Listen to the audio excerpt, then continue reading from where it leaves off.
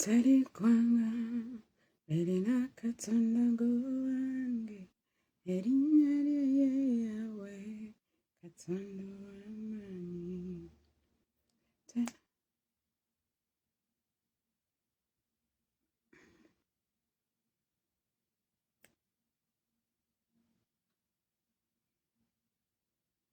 Teri kwanga Erina katonda wange Erinnya lye Yawe katonda w'amaanyi.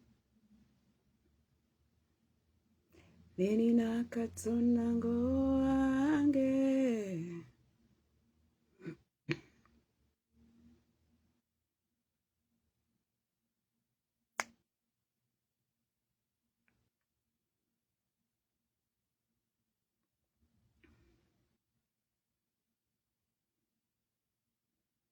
Teri kwanga Erina katonda wange Erinnya lye Yawe katonda w'amaanyi.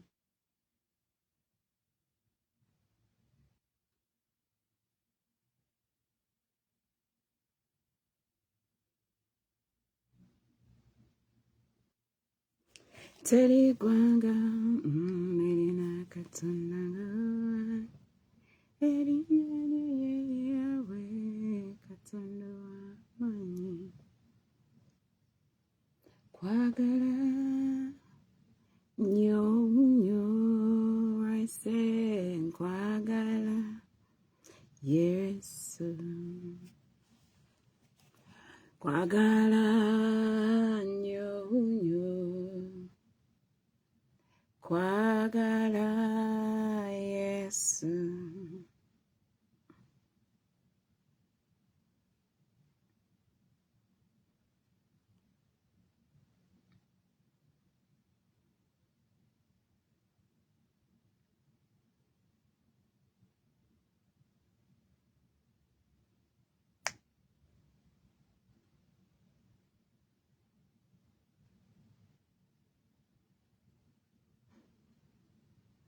Erina katonda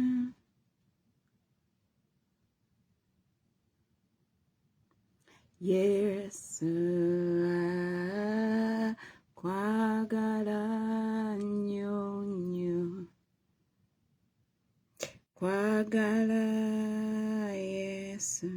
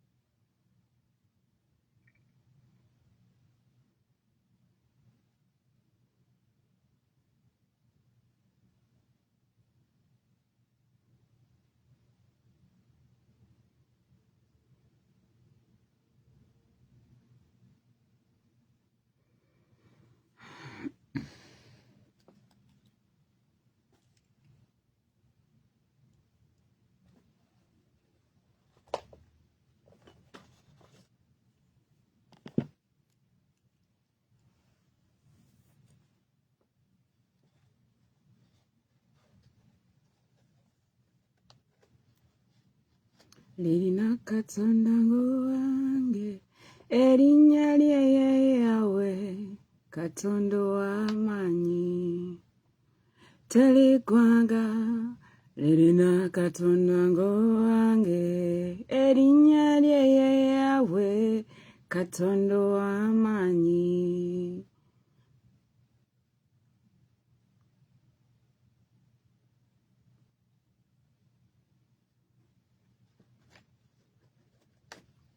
Hope you are able to hit a home run.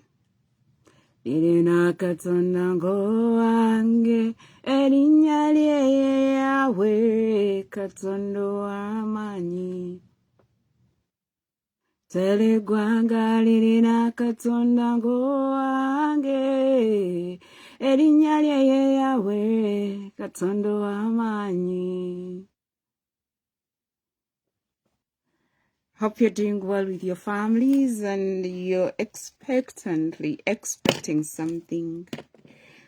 No matter the results, we move forward.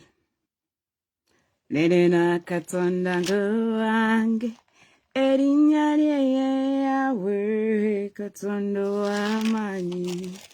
Don't put yourself on pressure. Everyone should raise a leader in their house. The leader you want. The kind of leader who will execute things the way you want. The change is you. Erinnya lye Yahweh. Start raising children with the right morals, and the right leaders will come out of your children. No, no. I sing kwagala, yes.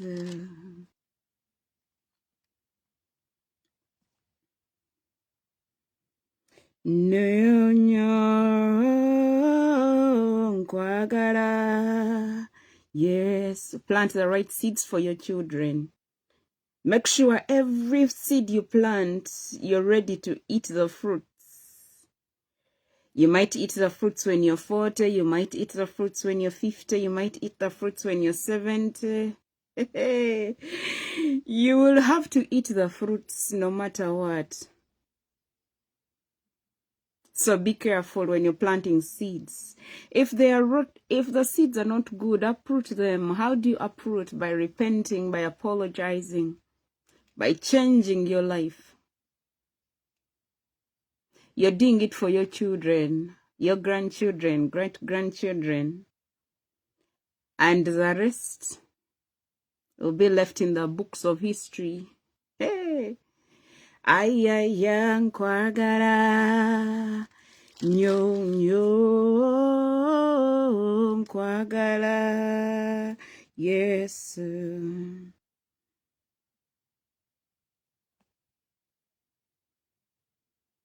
Yesu wange, Yesu wange, Yesu wange, Yesu wange.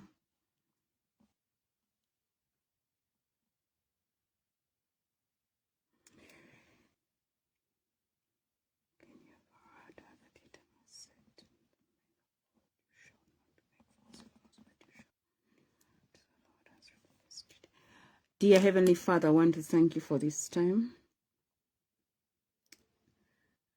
As we study, as we continue with our classes for leaders, so that we have the right products at the right time for such a time as this.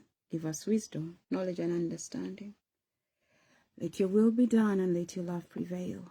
Help us raise the right leader that we want to see. The right leader that we want to see, because if you raise something, fighting for it is very easy. But if you're the type who hijacks what doesn't belong to you, I don't even think you have a right to stand and put yourself in a camera to. Unfortunately, many people wake up when it's too late, raising boys, raising girls, and all they've done in their life from when they are teenagers to 40-year-old, and the parent has nothing at home apart from the biggest thing they've done for their parents is to bring grandchildren, but the rest, their parents just want to hide. But at the end of the day, the child is yours. If you do the work wrong, whatever the result of your child, it is you to blame, not anybody else. But I pray that we change the song We can still change that song. We can still have a better generation out of us, a generation with love, a generation with a pure heart, a generation which is not broken. Because every time a man impregnates a woman and he's not present, that's already a broken generation. But Father, I pray that our current leaders come up with a solution to end broken homes, because broken homes release rotten leaders. Broken homes release broken kids who don't know how to love on anyone apart from themselves. It's about them. At the end of the day, it's about them. It's not about anybody else. Father, help us run the right races. Help us raise the right children. Help us raise the children that will have the right fruits, that will be able to enjoy and be proud of. I give you praise. I give you glory. I give you honor. In Jesus' mighty name, amen. I'm going to go back to Matthew chapter 5, but I'm going to read now from verses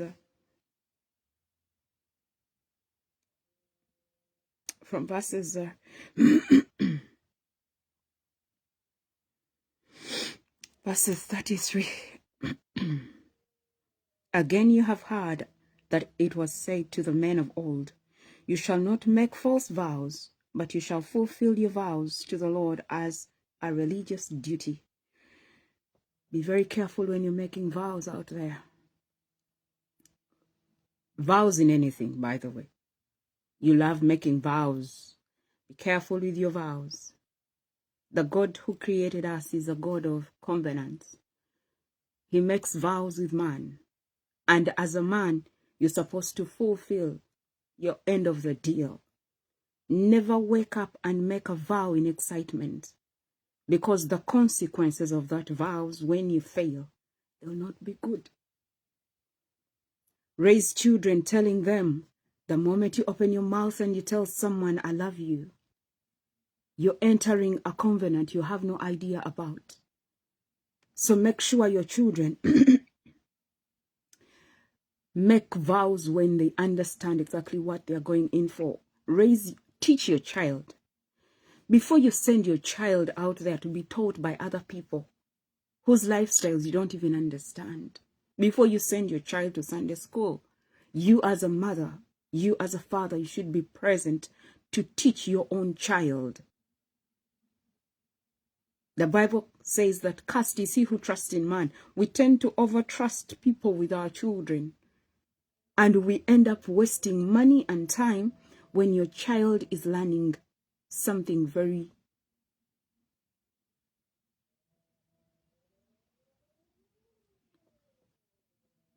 I'll not use the word, I'll leave it the way it is. I am begging you, I am requesting you. No one can love your child the way you love your child. I believe each one of us has been a child before.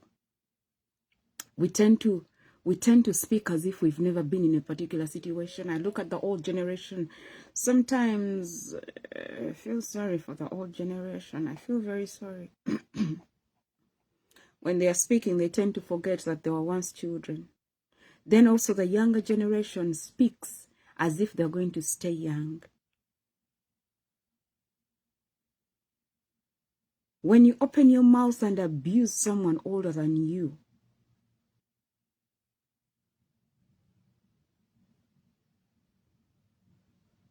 here when you're abusing, people are going to clap. Yeah. But you're going to get somewhere, and you're the one who opened that door for yourself when you were 20. And you're going to get to that place where the door opens, and now you're 40. And you have a problem, you tend to forget easily. You're going to get somewhere, and the people who are supposed to open for you are in the age of that man you abused, in the age of that woman you abused, and they refuse to open the door.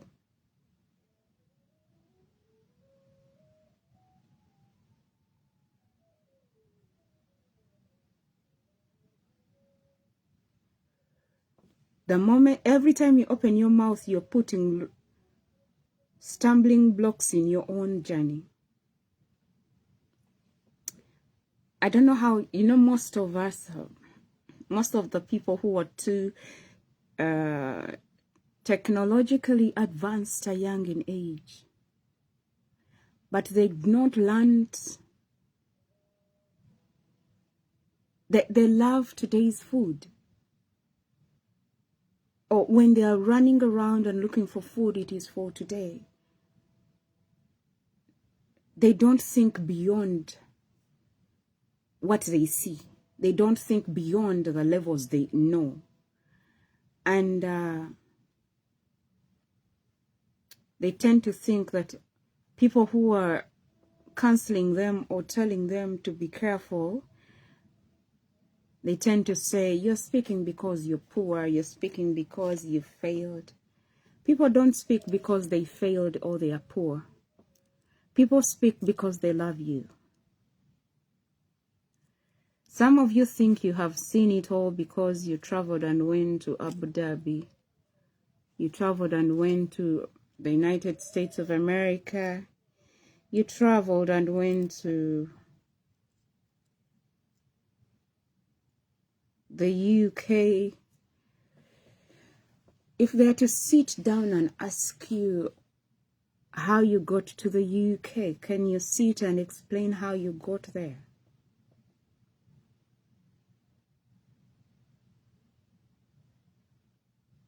Very few people can speak the truth.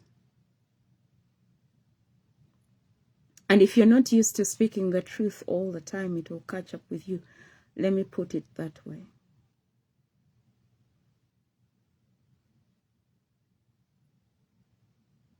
And then when things fail in life, you start blaming it on your father. You start blaming it on your mother. Your life is a blame game. Every day, everyone has 24 hours. Whether you're in Germany, whether you're in Africa, whether you're in wherever, you have 24 hours. How you use your time, at the end of the day, you will pay for the consequences.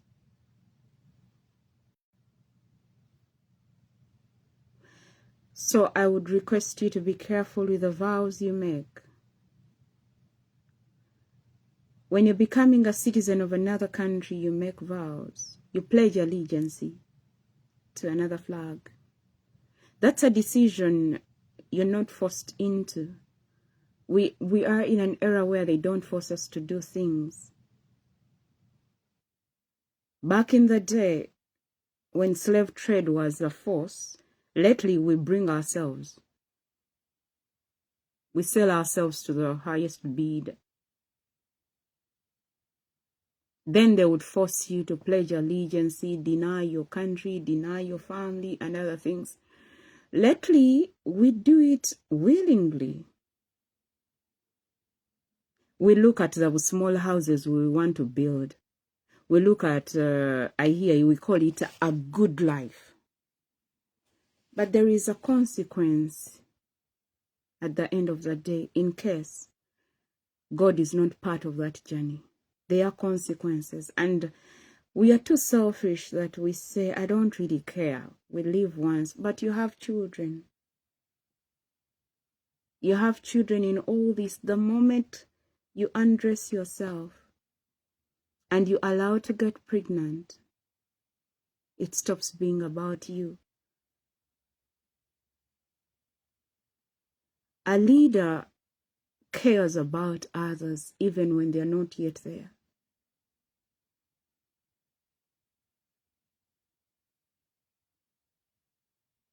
A leader cares about people's safety.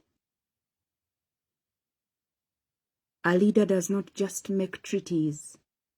Treaties involve covenants, signing things here and there to get something in return. You have to be careful the decisions you make. If you're in a position as a father, as a mother, I've seen people say, Esther, I'm struggling with life. My son has no food. Everything is bad. I just give you a glimpse of the things I do in the private wing with people. I don't believe in putting people in camera when I'm doing something for them. Their privacy is very important. Their children are important. And I sit the person down and I'm like, yes, I understand it is hard. But you're leaving your child behind for who? You can't say your mother. Your mother has other grandkids to take care of. Your child might need special care and you're not there. And the country you're telling me you want to go to and work, what is the guarantee there? Those are things we talk about. And I'm like, let us believe God. What can you do? What can you start that can help you step up? I normally don't ask about your relatives or your siblings because I know you already have. But if they are not seeing that you need help, that is them. The kind of leaders they are is selfish. I don't see myself ditching out money to my friends when my brother is struggling. A blessing starts in your father's house. Because God did not create family for nothing. A blessing starts at home. But people are so broken, the world is so broken, when the devil wants to destabilize a nation, it uses the natives. When the devil wants to destabilize a family, it uses the very people inside. You can go back to the story of Cain and Abel. These were brothers from the same man, same woman. That is why I encourage parents, don't leave children alone. And when you give birth to children, endeavor to be present for all. Endeavor to involve children in activities that don't leave them redundant. And endeavor to look at children and their strength. When one sings a lot, find out what the other one can do. Don't overpay attention. Everything is about the one who sings. No, there is another one. Not everyone is a singer. Another one can do something.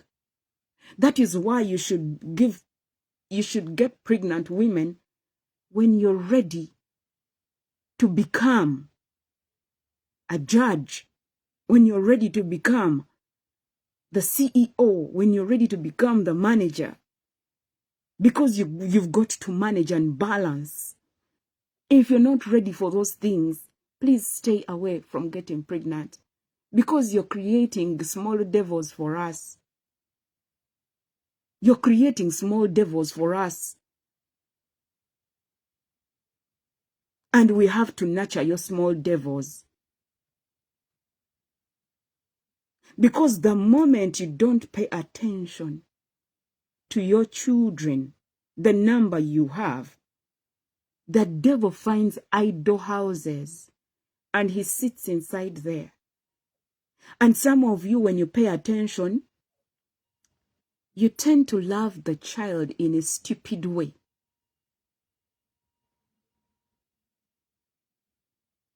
When your child makes a mistake, you defend the mistake. When your child, because it is you who raises the child with the wrong morals. When you're eating food, the kid is in the same plate with you. When they grow up and now they are old in age, all they know is you touch people's plates. I've been around people and their children. And the child, you greet the child looks the other side. And they say that is the hair of the family. I'm like, which hair?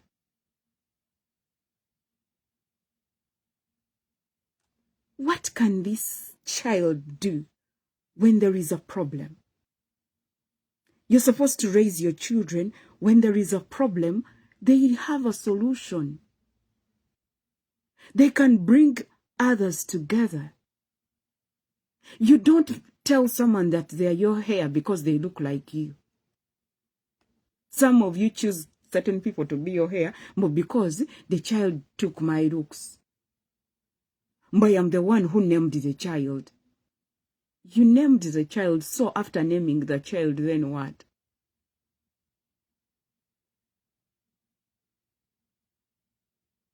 So be careful when you're making vows, men. You tend to stupidly say things because you're lying down with a woman in bed. You don't think beyond your nose.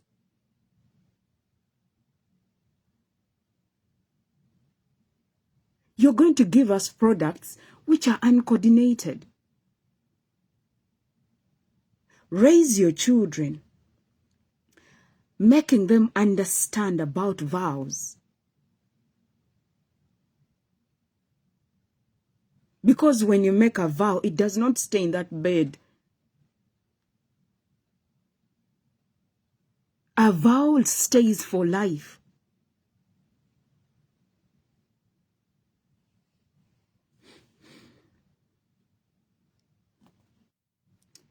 Verses 34, but I say to you, do not make an oath at all, either by heaven, for it is the throne of God, or by earth, for it is the footstool of his feet, or by Jerusalem, it is the city of the great kings. Nor shall you make an oath by your head, for you are not able to make a single hair white or black. But let your statement be yes, yes, or no, no. In brackets, affirm yes or no. Anything more than that comes from the evil one.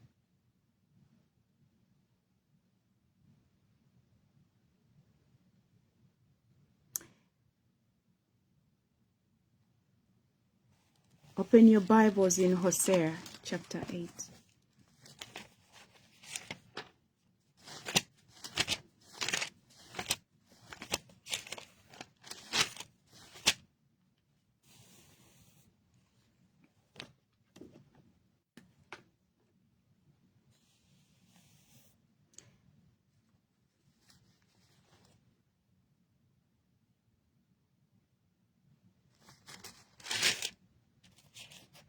You will ask me, why am I depending on the word of God? It's because everything about us is in the word. The Bible is a guide for you to be able to solve problems in a way that makes the environment comfortable for everyone. You don't know your tomorrow. You try to avoid something before it comes. The Bible has all answers. There is nothing under the sun outside the word of God. That is why they gave birth to you in a family that is religious. You're either Muslims, you're Catholics, you're Lutherans, you saved. What does being saved mean? That you made your personal decision and you separated yourself from just going before and you do that, or from bowing down all the time and you don't even know the reason as to why you go to Mecca and get 70 stones and put in a bottle and you throw on the wall. You don't know what number 70 means, but they just tell you things and you just follow. I want you to follow whatever you're following with understanding. Because when you get the clear understanding of something, you're able to stand and say no to something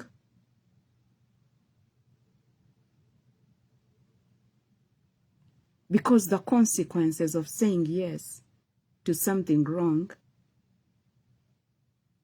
might lead you to be taken to your resting place. You have guides, your sheikhs, your prophets, your apostles, even your traditional leaders. But they don't know it all. These people are just guiding you, but you have to make the final decision. I want you to sit in a place whereby when someone says something, inside your heart, you're like, yeah, I've heard you talk, but my heart is saying something different. There should be a confirmation. It's going to save you from following blind leaders. Because now you are at an age from 20 and above. You are at an age whereby any mistake you make, you pay for the consequences. Your father and mother are going to cry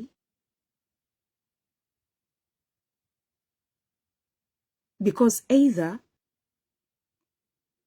they neglected certain things when you're growing up, or they're going to cry because you've died young, or they're going to cry because they warned you and you never listened. And some parents are like, no, let Nnakimera learn.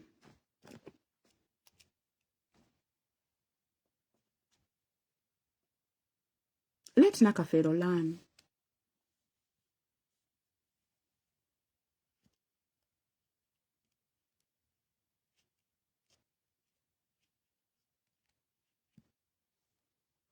Hosea chapter 8. Set the trumpet to your lips, announcing impending judgment. Like a great vulture, the enemy comes against the house of the Lord, because they have broken my covenant and transgressed and rebelled against my law. Then they will cry out to me, my God, we of Israel know you. Israel has rejected the good. The enemy shall pursue him. Set up kings, but not from me. Therefore, without my blessing. Let me read that again. Verses 2. Then they will cry out to me, my God, we of Israel know you. Israel has rejected the good. The enemy shall pursue him. They set up kings, but not from me. Therefore, without my blessing, they have appointed princes, but I did not know it. With their silver and their gold, they made idols for themselves, that they might be cut off. He has rejected your pagan calf, O Samaria, saying, my wrath burns against them. How long will they be incapable of innocence? For even this loathsome calf is from Israel. A craftsman made it, so it is not God. Surely the calf of Samaria will be broken to pieces and go up in flames. For they sow the wind in evil, and they reap the whirlwind, in brackets, in disaster. Every time you don't allow God to take the lead, and you take the lead because you went to school, and you take the lead because you went abroad and you know it all. You take the lead because you come from a rich home. You take a lead because You work on TV. You take a lead because you're the lead economist. You take a lead because, all the time because, and it's not God. Every plant you plant, a plant comes, we have plants that you carry the shoot and plant it. Then we have things, other plants that come direct from seeds. Let me give you an example of a banana plant. They take shoots. They don't take seeds. I have something here. This is a pomegranate. Getting the seedlings of this thing and drying them, it takes a lot of time. People just go and buy their seedlings and you move a seedling, meaning it has already grown, and you take and plant. They are seeds. What you eat are seeds. But inside there, they are small white things. Those who are farmers know how that works. If you're not a farmer, you'll not know. So you can transfer this when it has already grown, and then you take and plant a tree. It comes as a tree. It's not like beans. Then we have plants, fruits which are roots.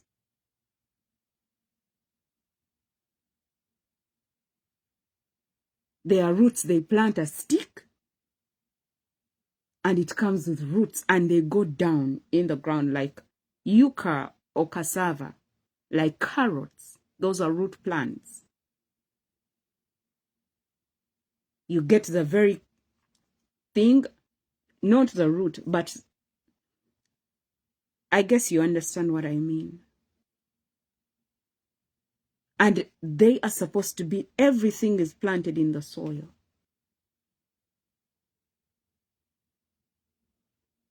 When you plant a bean, you get a bean. You don't get groundnuts.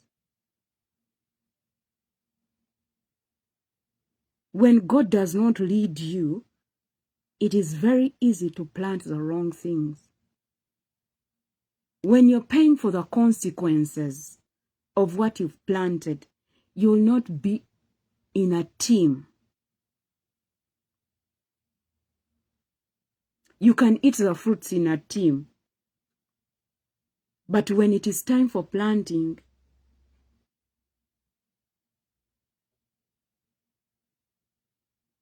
everyone goes to their garden and you plant.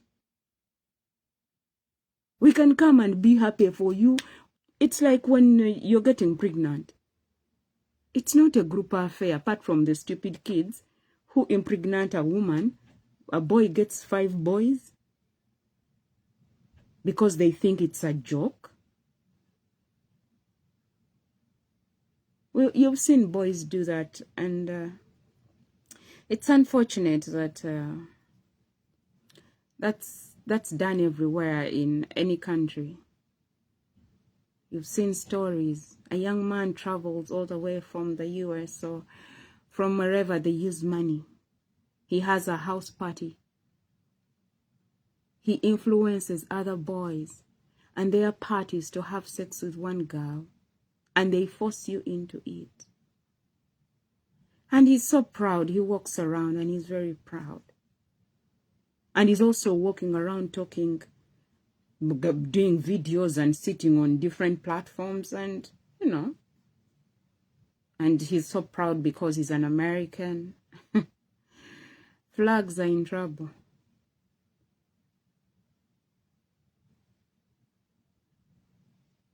He also has a mother. He also has a father. And somewhere, somehow, he has a child somewhere. But his part is to go buy alcohol, do house parties, sits there and enjoys other boys, destroying a daughter because she has no money. Parents,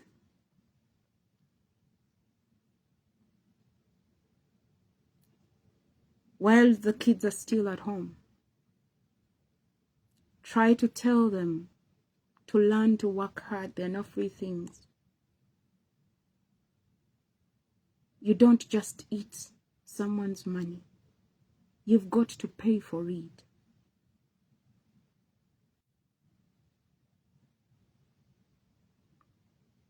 You've got to pay for it. You can dress up. You keep telling us how you have the nice body.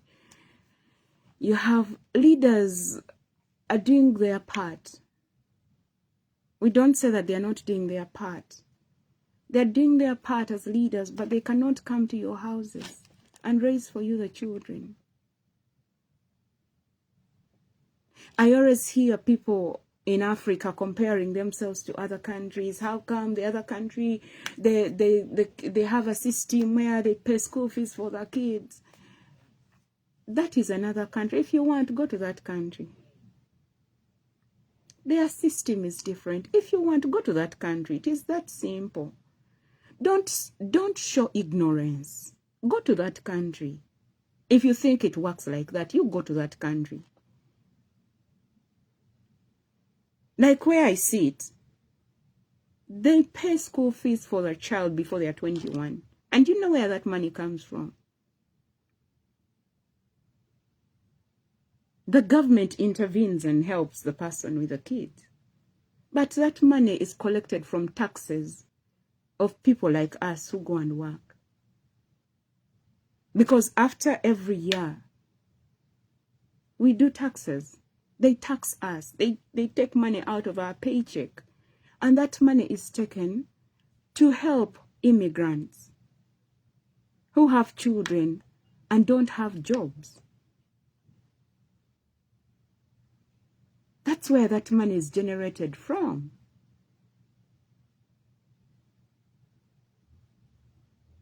So when you sit there and you say, as the US does this, you don't know how the US runs. What you get in the news,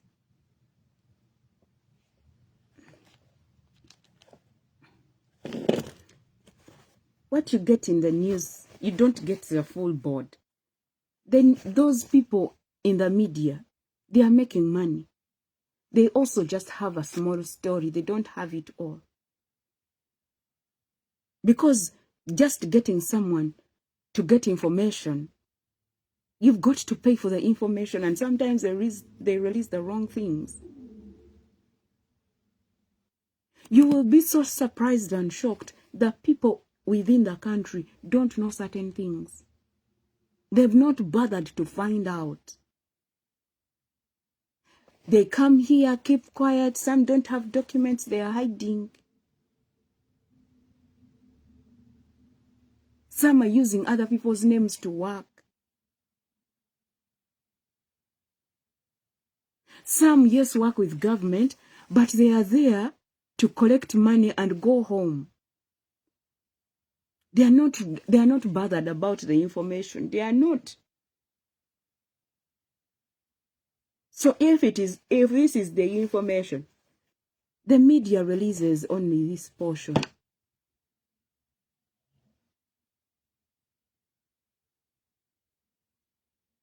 And you guys run around with only this portion. And you're like, in the US, they pay, the school fees is free. There is nothing free, my friend. Your mother has to get a job. And they will feel it when it is time for taxes. The taxes can be ambiguous. People who have more than one job pay more taxes. Some of your family members are not paying taxes. They work under the table. You sit there and you're like, John has built this house. Ask them the truth. Do they pay taxes? They borrow money to build.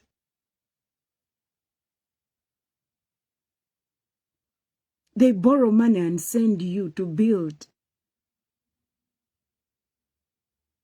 They live on credit cards. They use credit cards to pay for their mortgage, pay for this. Most of them don't use their debit cards.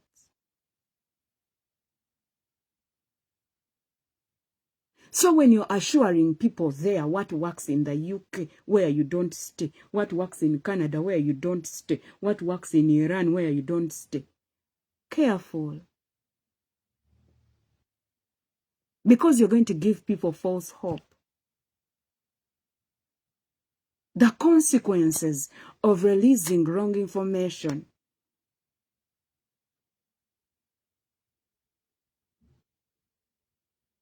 It might lead to death, but are you ready and willing to have that blood on your hands?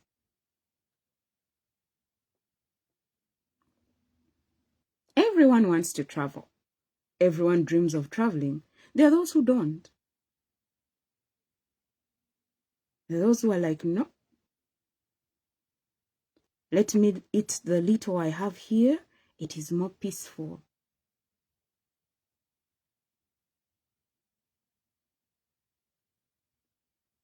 When people were still talking to me, they had not blocked me because of the gospel. And some would just sit from wherever they are and they say, that girl does not know what she has.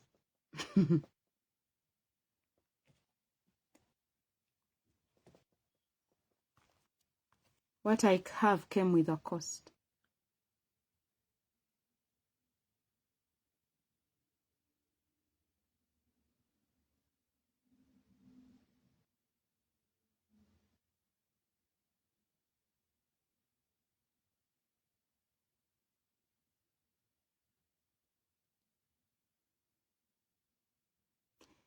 Certain people stopped talking to me because they requested me to get married to their friend.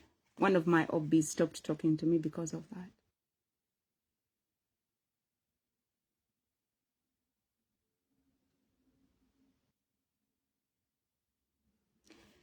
I kept quiet and I said, you are a father, right? And you have children.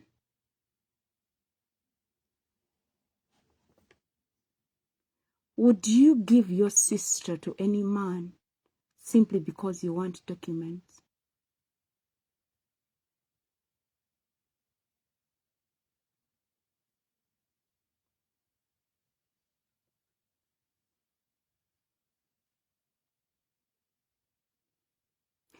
Would you allow your daughter to get married to someone she does not love? You have children.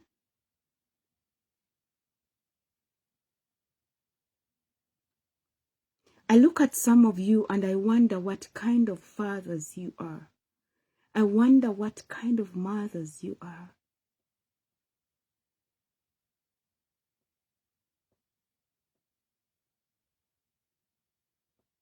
I wonder what kind of leaders you are. I feel sorry for the people under you.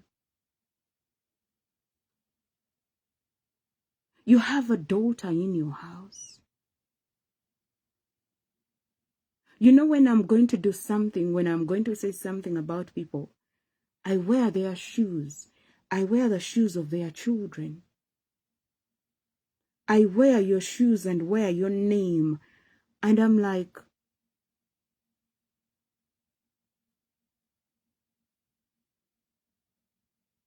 how would you feel when I destroy your reputation and I call everyone and I tell them, what will I gain?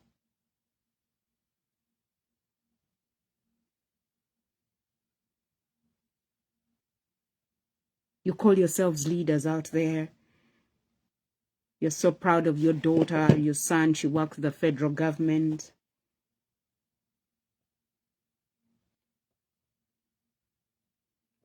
You're so proud of your daughter because she's a lawyer. Your son sings. What about other people's children?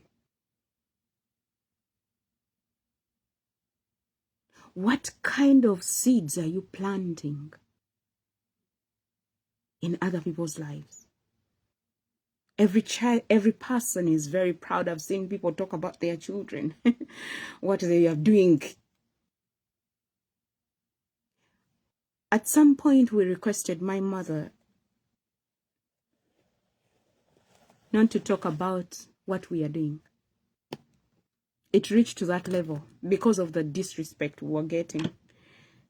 And we kind of told our parents, especially my mom,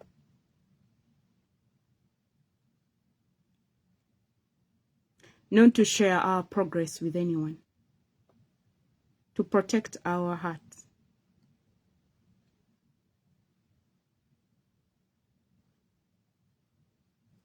Because we thought people are happy for us.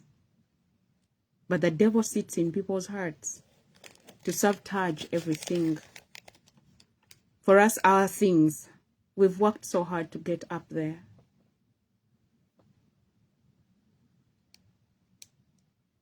Our parents had to serve God for God to open doors for us that man cannot open, our family members cannot open.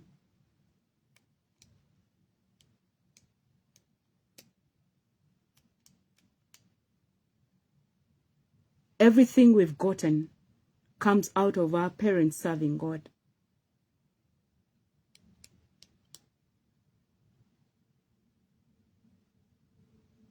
Daddy chose that route.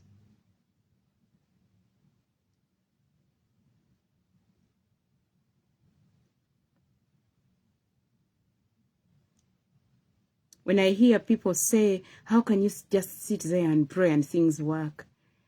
It's because you were not raised in that setting. Your father works with government, so it will be a phone call. You're used to that. It's always a phone call. For us, we don't know those things. But I believe they work because I've done it for people. I've done it for people's children. Yet their fathers were in position to do it for me, but they did not.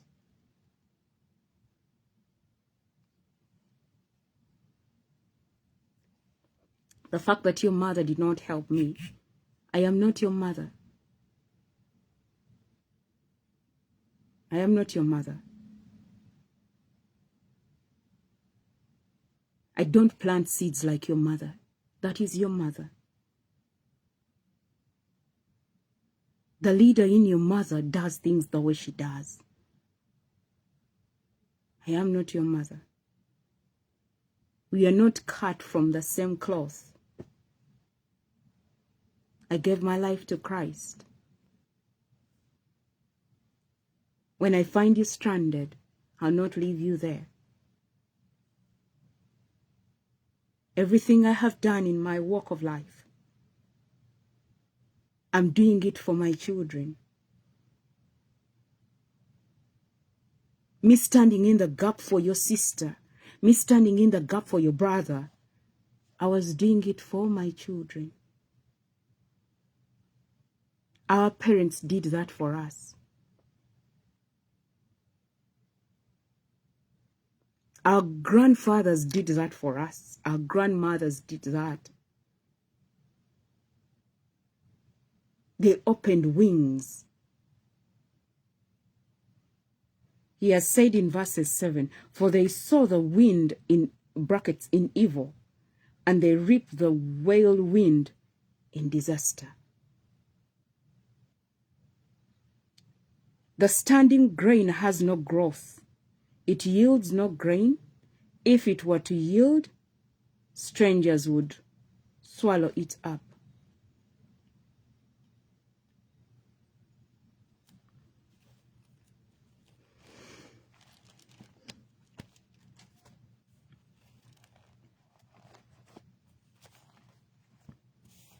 Whatever you do, you're doing it for who? Because it will sustain you.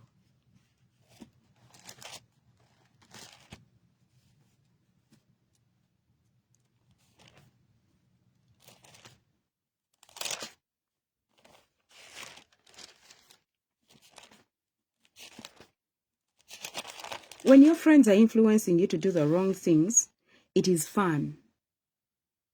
When it is time to eat the seeds of your wrongs, nor the fruits of your seeds from the wrong seeds, you will be alone. When you're abusing people and here they are putting you in the camera and you're like, yeah, one mom way. When they are taking you to court, you don't go with the fans. You don't. You don't go with the fans. You will go alone. And for us, we'll be here enjoying life while you're there, opening your mouth and abusing people. You don't solve problems like that. When someone makes a mistake, you become the mature one in this. You don't do as they did, that I let me fire back, because we don't do that.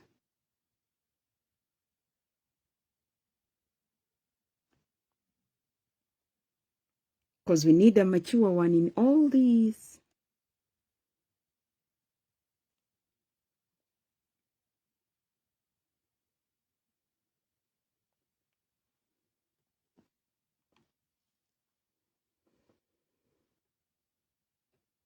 After that, in everything you give thanks.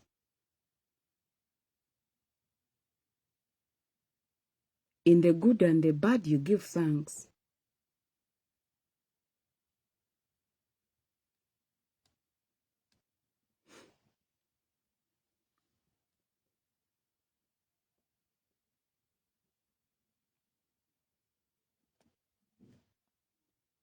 You need to teach your children how to give thanks to God at all times.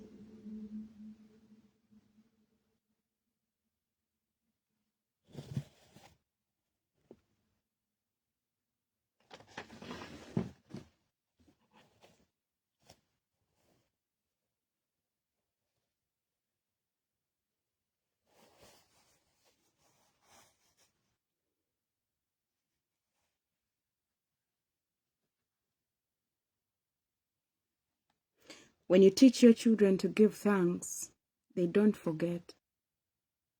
Many people have done things for us. After we get up there, we forget.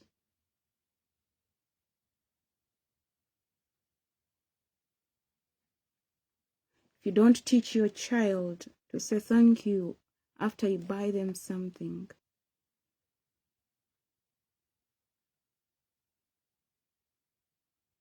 you're putting a limitation on your child. When they leave your home, they're going to meet people out there. People are like, I can't help that girl. She doesn't know how to say thank you.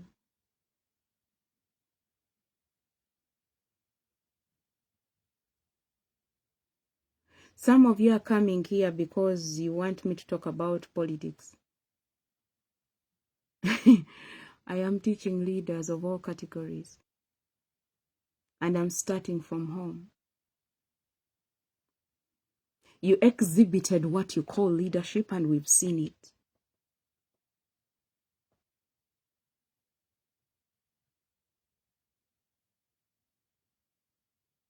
You've exhibited the kind of leaders you are and what you call leadership, and we've seen it.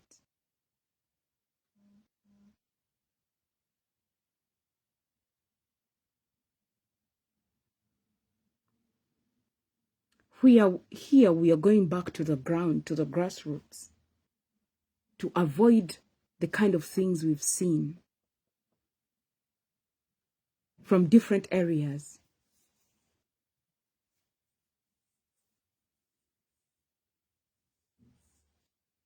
Some of you think you're above the law.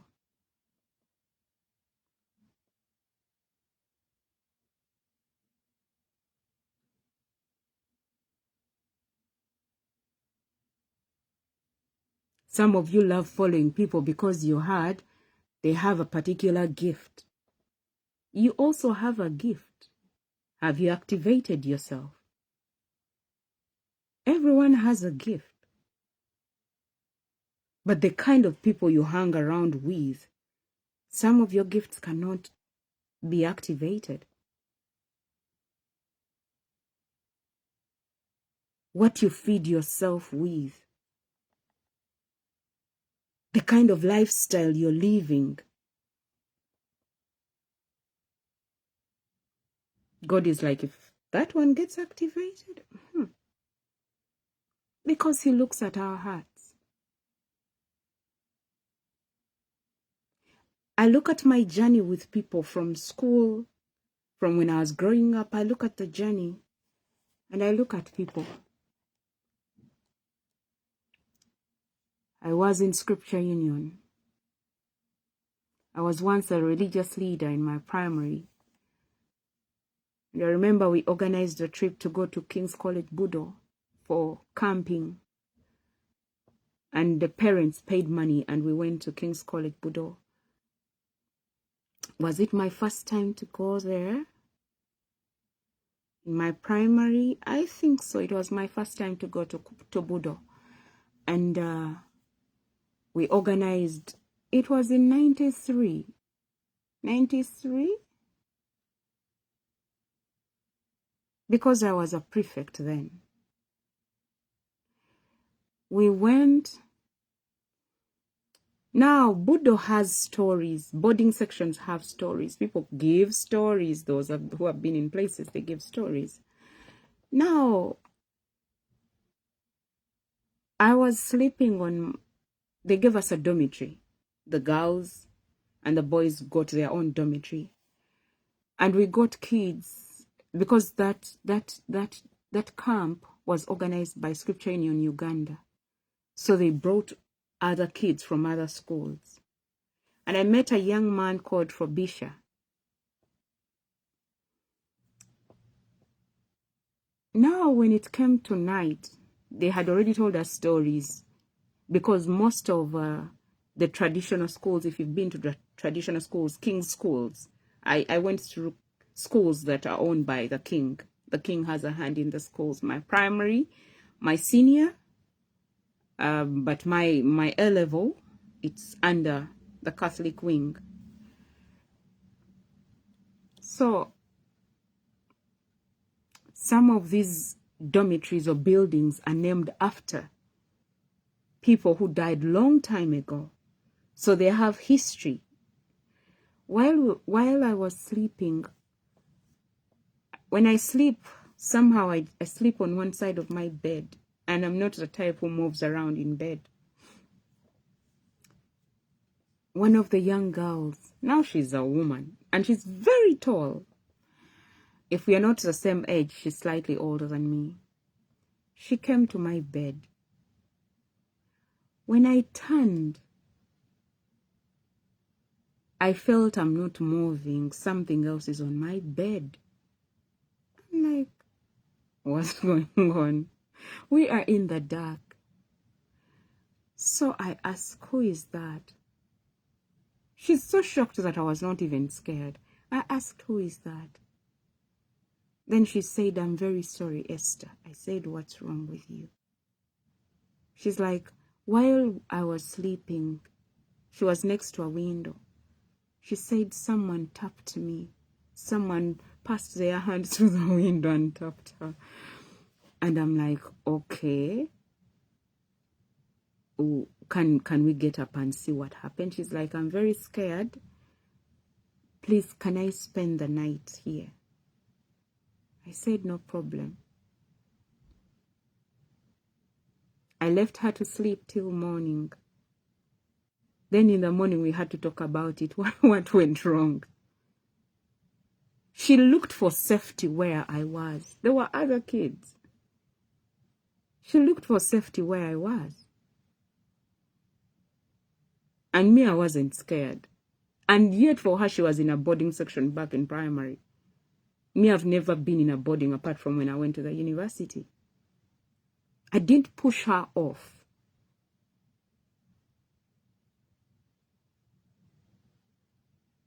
If I'm 41 now, 93, how old was I?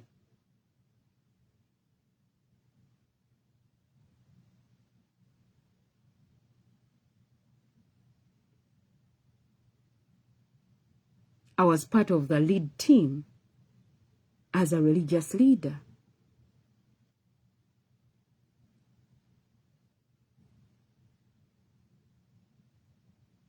As a leader, people approach you when they have problems.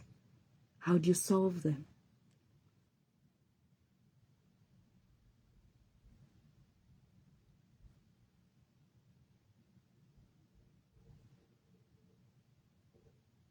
How do your daughters, your sons solve issues when they are in a particular position?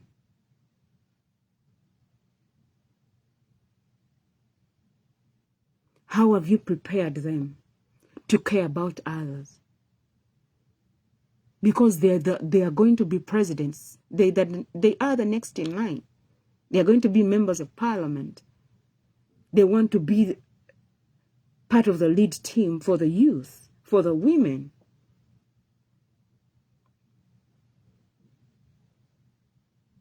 You have leaders at church, youth leaders.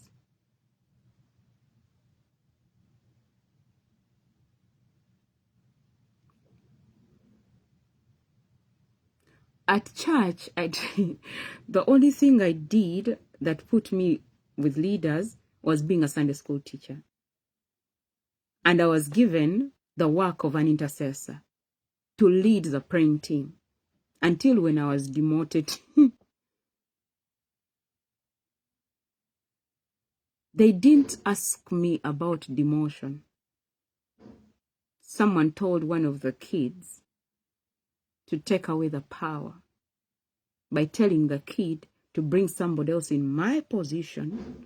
They removed me off the WhatsApp group. First of all, they took away the admin power, brought the other teacher, welcomed her when I can see, then pushed me out without giving a reason.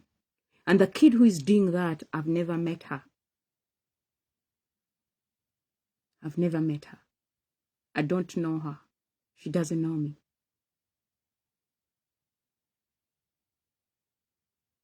Because those are kids that came when I had left. Now, back in my Sunday school days, I was always put on the lead because of how my parents trained me. Because of how I was active. Because I paid attention. You come for choir practice on time. You do what you're told. Because that's what a leader is. A leader raises a leader. They never involved, my Sunday school teachers never involved us in any wrangles, never. Their part was to raise us. I have a lot of memories about Sunday school. When I start on them, you'll be like, Esther, did we come here for you to talk about? Yes, I want your children to have that moment also. It will help them. When they were choosing people to go to Nairobi, I was on the team. I was not on that team because of my parents. I was on that team because my dad could afford half of the money. I was on that team because of what I could bring on the table. Other parents that sent their 2 daughters, each one of them contributed to half of them. My dad contributed 50. The other 2 parents, they added money and contributed the other half, which was 50K, because we needed 100K, which is $30 to go to Nairobi. Then those who organized the competitions of Sunday school from different countries took care of the other things. And I went and represented Uganda. It's only my church that sent people that day. Because they were supposed to get kids from other churches. Other churches didn't bring kids, but there were 3 teachers. Miracle Center gave us 2 teachers, Teacher Nivas and Uncle Mitchell. When it came to the kids, we were only 3 girls, and we came from the same church.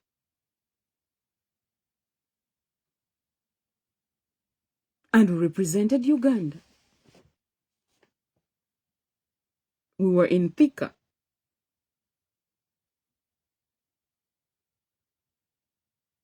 How is your child representing her nation or his nation? How have you raised your child? Because after you, they are taking those positions. Some of you, when you die and you left us a hair, they destroy what you built. They bring ambiguous rules.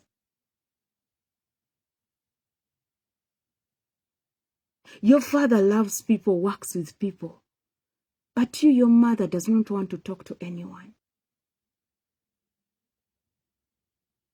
I'm still marveled at how someone can destroy a house they just inherited, and of which they don't have full authority over that house. How they can throw out a grandchild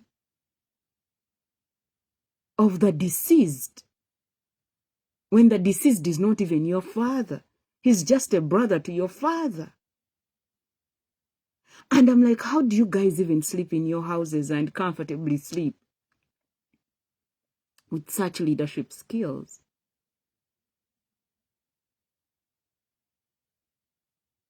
How do you go to bed comfortable and you sleep?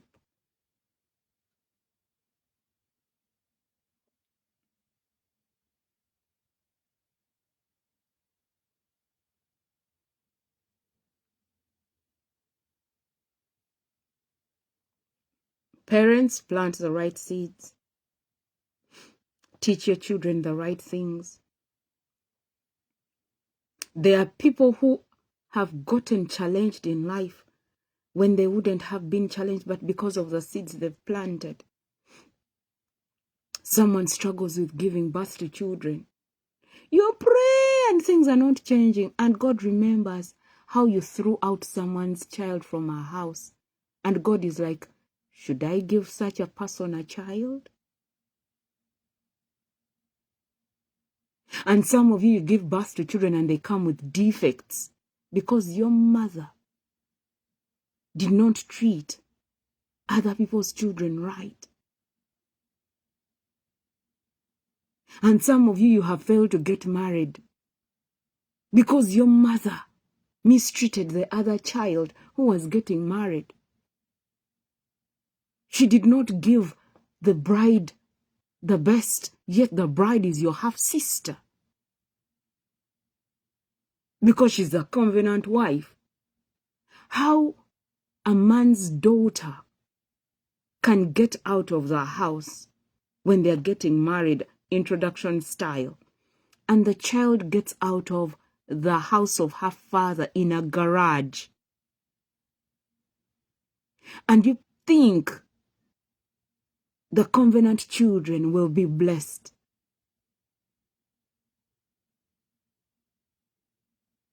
As a parent, you're bringing the curses yourself.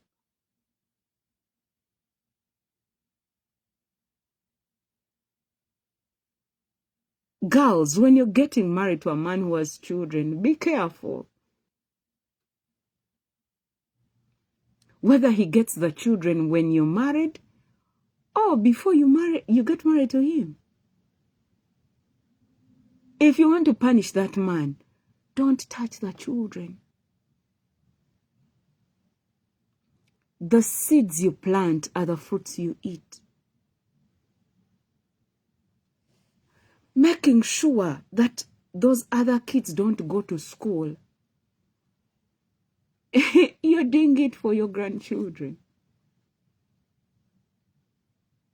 You will pray and God will not answer you. Because another woman is crying because of the kids. You're going to say, Esther, that other woman, didn't she know that I am married to the man? Oh, let me tell you, she will pay for the consequence of destroying your marriage. She has her part. She has her part, she likes it or not. She has her part. Don't be like her. Don't make the kids pay for it. You don't know the hearts of those kids. Funny enough, many times the kids they give birth to out of wedlock, they tend to, some, not all, they tend to care about their father more than the kids of the covenant wife. Because the covenant wife sits with the kids and keeps destroying the reputation of the father in front of the kids. And the kids start to hate their father. Now you hate your father. You're also going to be a father one day. And your father becomes a grandfather. When you become a father, your father is a grandfather. And the things you're blaming your father for are the very things you're doing. You're the same guy, you have this girlfriend here, the other guy. It catches up with you. The only way you can cut off that history is by having a personal relationship with God, and He guides your footsteps. That when you're going this side, your heart speaks and you're like, Then you're like, I don't like going out. No, the Holy Spirit is controlling your movements. Because you've given God the priority. So you'll not end up like your father. You abusing your father does not stop the fact that you can be your father the following day.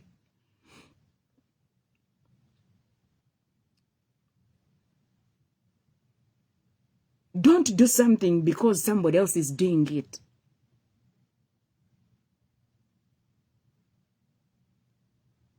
I hear you slap you and you slap back. Don't. Don't be fools. Let him look a fool. Alone. Be the mature one.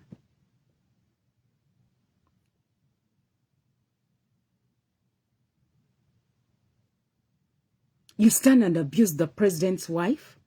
If she answers back, you're both fools. You're both fools. Yeah, people are going to ululate. There is a way we are stupid and we ululate for wrong things. When good things and right things are done, they are hid under the table. How I start clapping my hands because my sister is abusing my mother. How do I even start? How I start to clap my hands because my sister is abusing my auntie. How do I start that? But because my auntie, her kids don't love us, they don't visit my dad, they don't respect us. How do I even start to abuse my auntie? For what? My auntie and her kids will pay the consequences of disrespecting us. Me, I will love them. I have to be the mature one in this. If they're not teaching their daughters to love and respect people, it is their problem. They will eat the consequences of raising their kids the wrong way. I will not be there when they're enjoying their fruits. My situation is not permanent. The Lord has allowed me to go through that because He's training someone who will train others into something big. I don't look at today's food.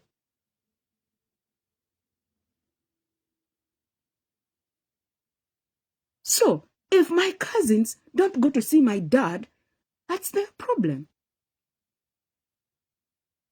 If my relatives don't go to see my dad, that is their problem, not mine. Me, I'll go and see their mother. I'll go and see their father.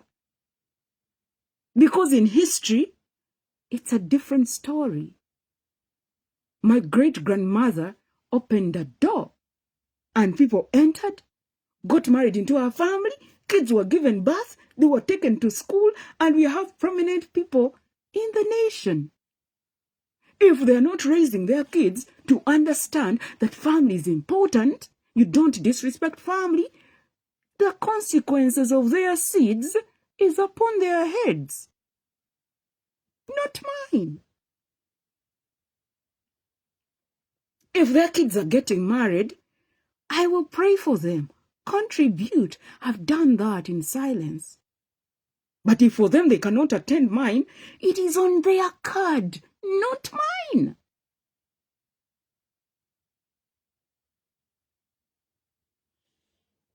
I am building a brighter future for my own children. That's what my great-grandmother did. That's what my grandfather did. And his siblings, that is what my dad did.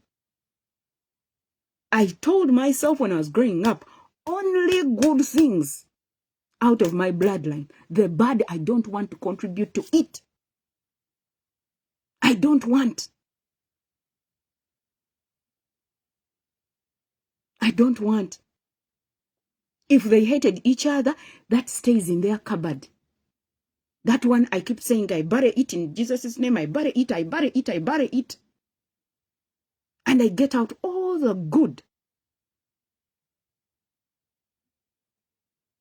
And that's it.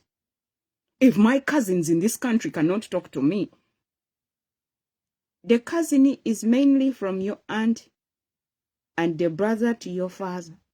The others are relatives.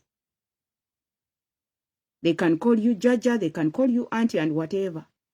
If they can't talk to me and they close that door, it is their business, not mine. I will say hello, whether she answers back or not, it is on their card with their children.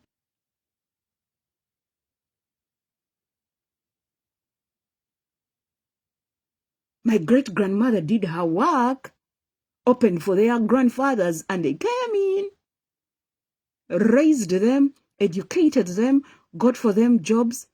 They married their girls, gave birth to their fathers and mothers, and they are flying in.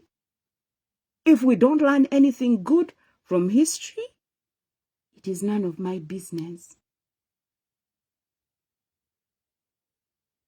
Whatever I am doing it for the generations to come.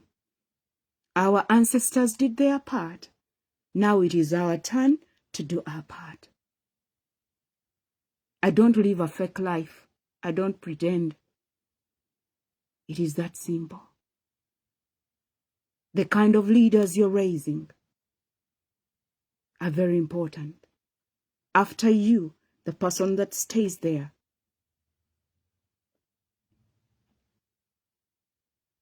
Some of my OBs and OGs got surprised when they found out that I'm related to certain people. They're like, what did you say? I said, yeah. And they're like, how come the person pretends as if they don't know you? It is none of my business. If their mother or husband or wife told them to behave like that, it is their business, not mine. It is their business. I don't plant such seeds. My kids need to eat the right fruits. My kids have to eat the right fruits, not rotten fruits. So I give thanks. Psalms 33, rejoice in the Lord, you righteous ones. Praise is becoming and appropriate for those who are upright in heart, those with moral integrity and godly character.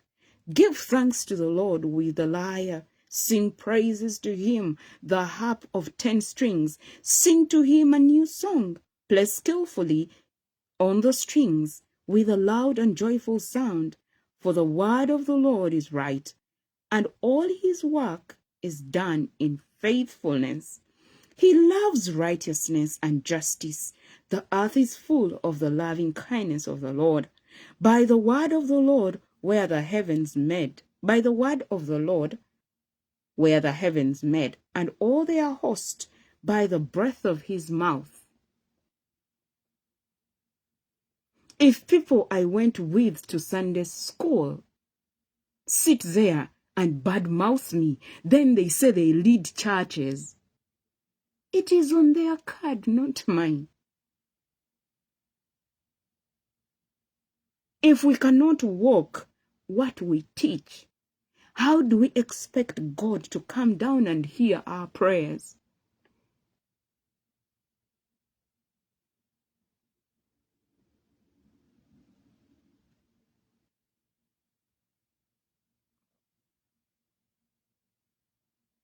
When WhatsApp came, people created WhatsApp groups, their family WhatsApp groups, their school WhatsApp groups, their church WhatsApp groups, their WhatsApp groups of OBs and OGs here and there. The groups where I am seated are very silent. First of all, I was removed off the active groups because of the gospel. I am the type who cannot sit there and see wrong things and we don't talk about it. We are going to discuss it. The leader in me does not just close her hands, her eyes and fold her hands. I don't know how to do that. If you're not comfortable with my presence, adios. One time I was at the university and someone told me, Esther, stop coming here and stop talking to me. I said, why? They said, my presence irritates his friends. His friend told him that my presence irritates him. I told him, I have no problem with that. It was nice knowing you.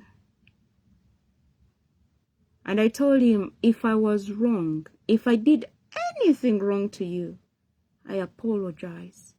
But if you are the one in the wrong, you will look for me and apologize one day. I walked out. And every time I would meet them on the compound of the university, when he's coming with, because it's his best friend that said that, when he's coming with his friends, I would change the route so that my presence does not irritate his friends. I hope they are still friends even today. You know, then I stepped aside. Now, for them they had 3 years. I had 4 years. While he was in the field, in my 4th year, one fateful Saturday, I was sleeping in my bed, minding my business. I always mind my business. I always mind my business. Sleeping in my bed, and I don't delete people's numbers. Because I got to know that God uses people to open doors for us. And if he chooses someone to open the door for you and they refuse, God takes them out because they love taking the credit, and he brings somebody else on the journey, or God does it himself. It has happened to me several times in my life. Then I was sleeping, minding my own business as usual. A call comes in at 6 a.m. It's a Saturday, for crying out loud. You don't know whether Nnakimera karaoke. You don't know whether I had gone for an overnight. I want my sleep because Saturdays we used to have lectures. That is a day we wash our clothes. You know those things. And a phone call. I was like, early this morning. I looked at the phone. I told you I don't delete numbers. I looked at the call. I put the phone back down. The call came in the second time. The third time, I was told in communication skills, etiquette, when the phone rings 3 times, you pick it. I picked the phone. While I'm closing my eyes, I kept quiet. The person said hello. I kept quiet. Hello. The third time I said hello. They're like, it's like, I said hello. What can I do you for? What can I do for you? Then person is like, do you know who you're talking to? I kept quiet. They're like, Esther? I said hello. Do you know who you're talking to? I said yes. They're like, you didn't delete my number. I said, for what? why would I delete a number? What's wrong with it? They're like, Esther, I want to talk to you. I'm like, you're talking. And I am listening. Then I said, do you know what time you've called? He's like, yes, and I'm sorry. I know you're sleeping. I'm like, yeah. So? They're like, Esther, I called to apologize. I said, for what?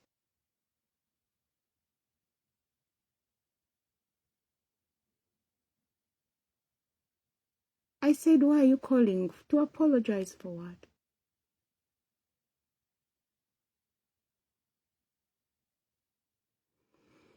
He said, my friend was wrong. We didn't have to treat you like that.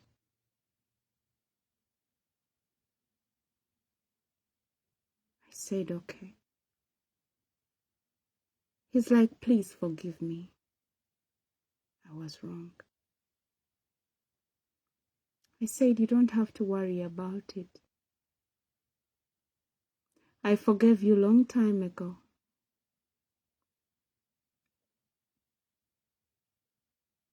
I have no problem with it.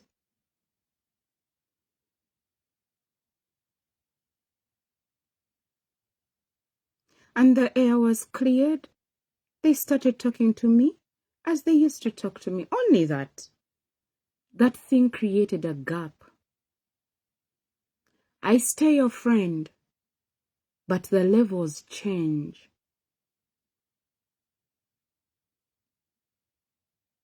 When you become my friend, it's not friends with benefits. No. We became friends because a human being is important. And one day we'll need one another somewhere. And it does not mean that every time you ask for help, it is offered as you want it. It doesn't work like that. Some of you stay with people because you know they are going to help you somewhere, somehow. I don't keep friends because of that. No. My friends who have opened doors for me are very, very, very few. Very few. When I need help, most of the times my friends don't have.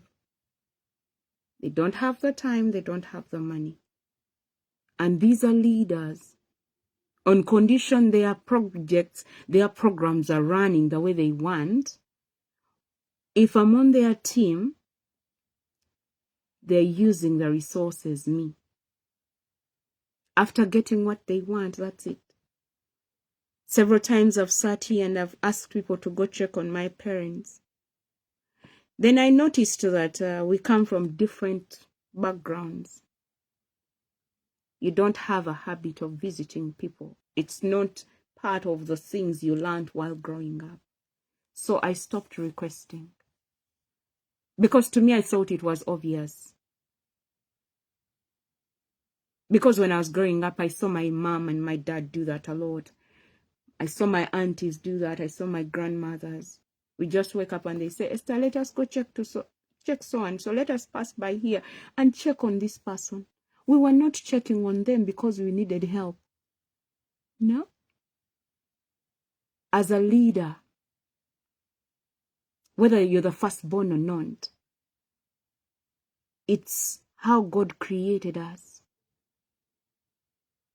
But if you don't raise children to learn that, they'll not do that. The right morals. Another one got annoyed. I'm always with guys. Another one got annoyed and still at the university, and he told me to stay away from him and not talk to him. When you give me rules and regulations, I obey.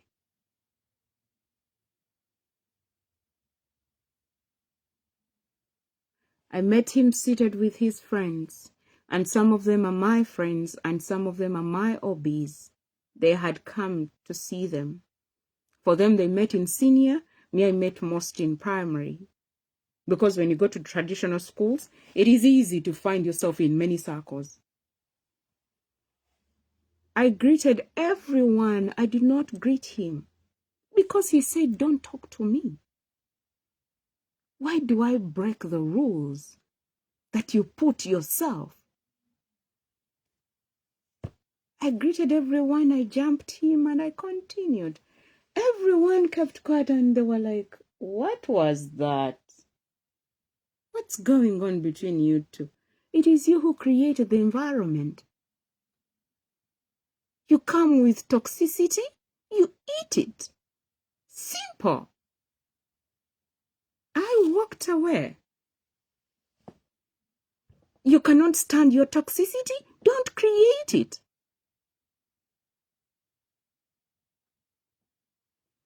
I know how to handle mine. You can't handle yours.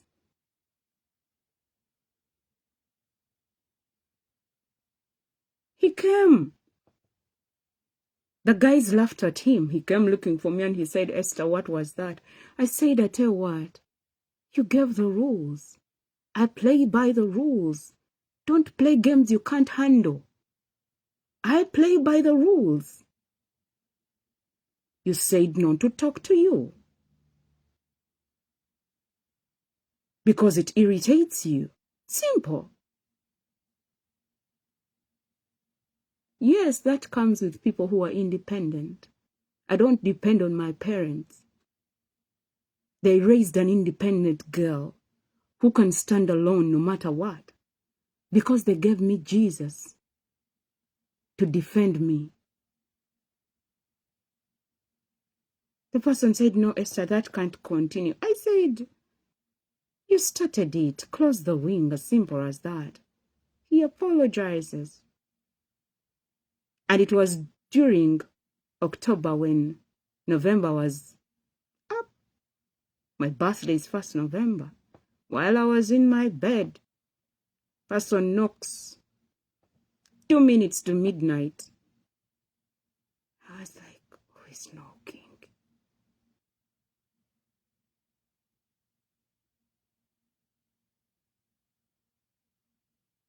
He said, come in, because the door was still open. But the lights were off. Because I had just come, I think, from the bathroom.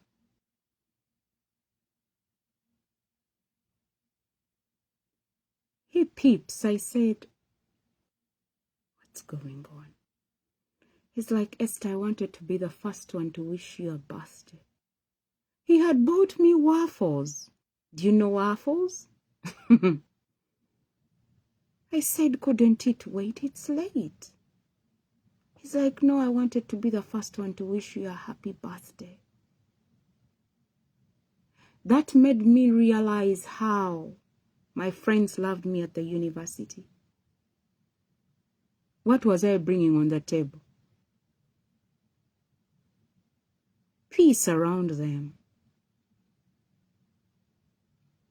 I'm not the type of girl who is with boys. You're busy putting your boobs out, your bums outside, jumping from this relationship to the other one. No. When we were with the guys, it's class. We joke and laugh. That was my life.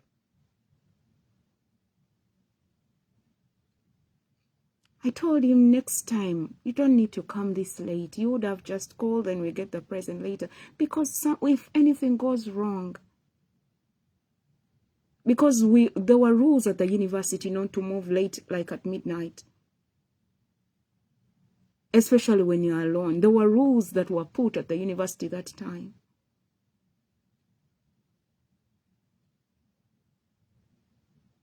I told him, if anything goes wrong with you, how do I explain it? That you were from my place and you landed into trouble? How do I tell your father? Because his father was a lecturer. Because no one is going to understand that it was just about a birthday. Convincing people who are not there is not easy. They will start, no, that candidates on people start creating stories where they were not. That is how low we can get. We have a child who died in his room. His girlfriend visited. Do you know the stories? Do you think that girl ever forgave herself?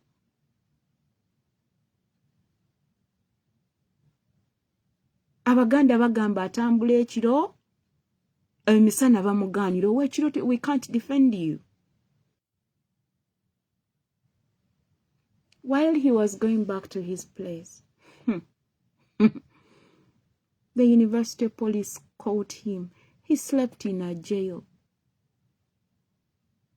He had forgotten his wallet in his room.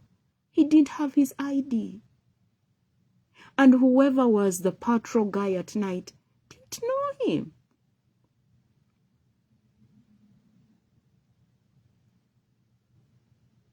Me now, I wake up on Sunday, go to church. Monday, class time. We meet during lectures and he's like, Esther, you're bad. I said, Ade, what? He's like, can you imagine? I said, what? You last saw me when I said on my birthday, you came to wish me a happy birthday and you were the first one. What happened? He tells me, Esther, I slept in jail. I said, you did what?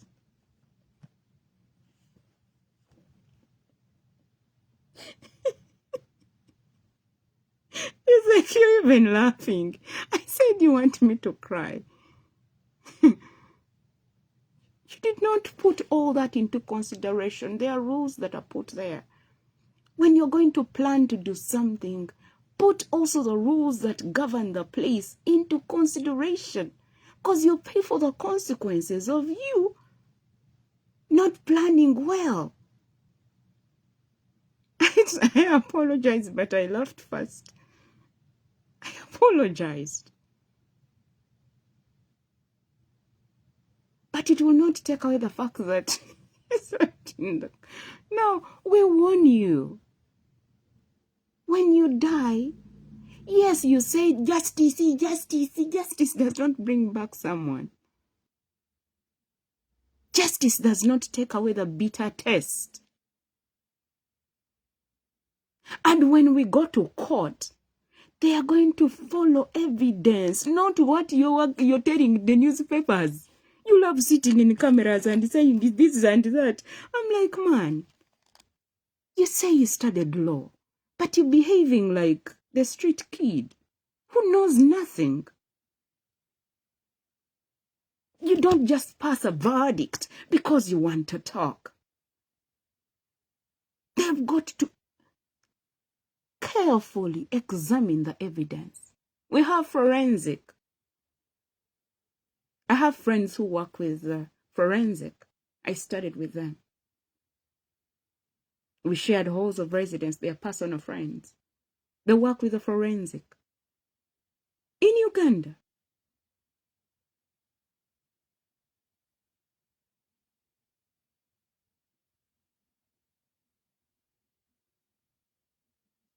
You know the forensic department in Wandegea? Their first jobs was with forensic. One left and she's doing other things. Another one continued. Whereby they have to examine everything. You make sure you turn every stone. When I went to the High Court, and in 2024, I looked at the judge. I put everything in place of whatever we hear. I had never gone to the High Court, but I had been to other courts. Now my friends know how to break the law. I swear. Loving people can make you see things. Loving people comes with a cost. I'll never forget. When you love, you give. When you love, you stand in the gap. Your parents teach you how to love others selflessly.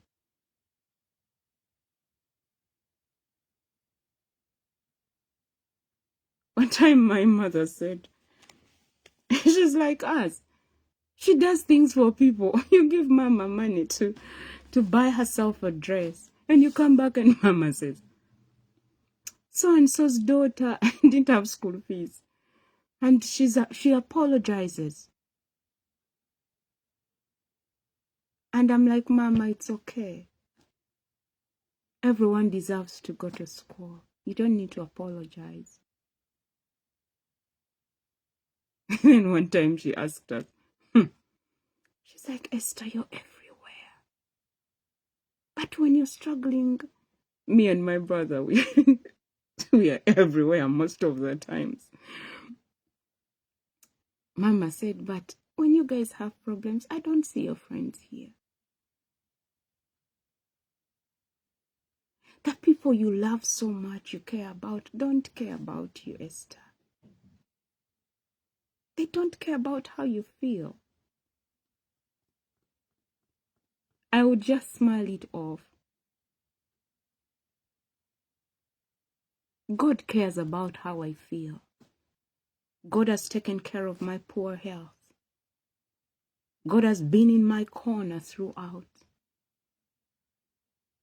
Because I chose not to behave like them, I plant the right seeds.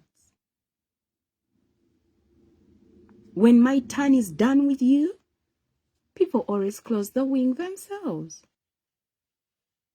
I don't know how to close doors on people. No, your character, your morals have closed the wing, and it lessens on the work. And I move higher. God promotes me. You destroy my reputation, tell people things, and they stop talking to me. That is on your card, not mine. Me, I say thank you, God, for that place. Thank you for those people. Thank you for everything. Lord, I apologize. I repent all the sins I committed there, and I apologize to the people physically. Whether you accept the apology or not, I do my part. I am protecting my own future. Because those are some of the things God gave us to protect the journey. And I continue. When you close the wing, I salute and continue and wait for the next level. Wait for the next people.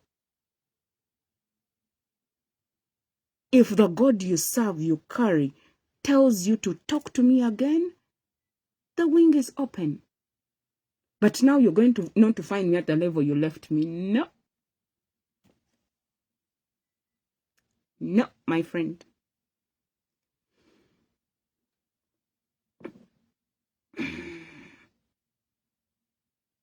I am on a very high level. I just don't put it out there. I love it simple. I love it cool. I love it silent. I put down my head and I continue. You think you'll win by destroying me? Continue. You pay for the consequences. If you don't pay, your children pay. If your children don't pay, your grandchildren. And life continues. It's in the word of God, not to me. Me, I am teaching you to be careful. You want people to love you? Can you love people? When you have problems, you want people to be there for you. You call people here and there. Munage. When you're vulnerable, you make the entire world look vulnerable. After getting what you want, now you have a right to speak. You can speak. He loves righteousness and justice. The earth is full of the loving kindness of the Lord. By the word of the Lord were the heavens made, and all their host by the breath of his mouth. He used his mouth. That takes us to Genesis chapter 1, and I think I will stop there. Let's read Genesis chapter 1. It's through your mouth.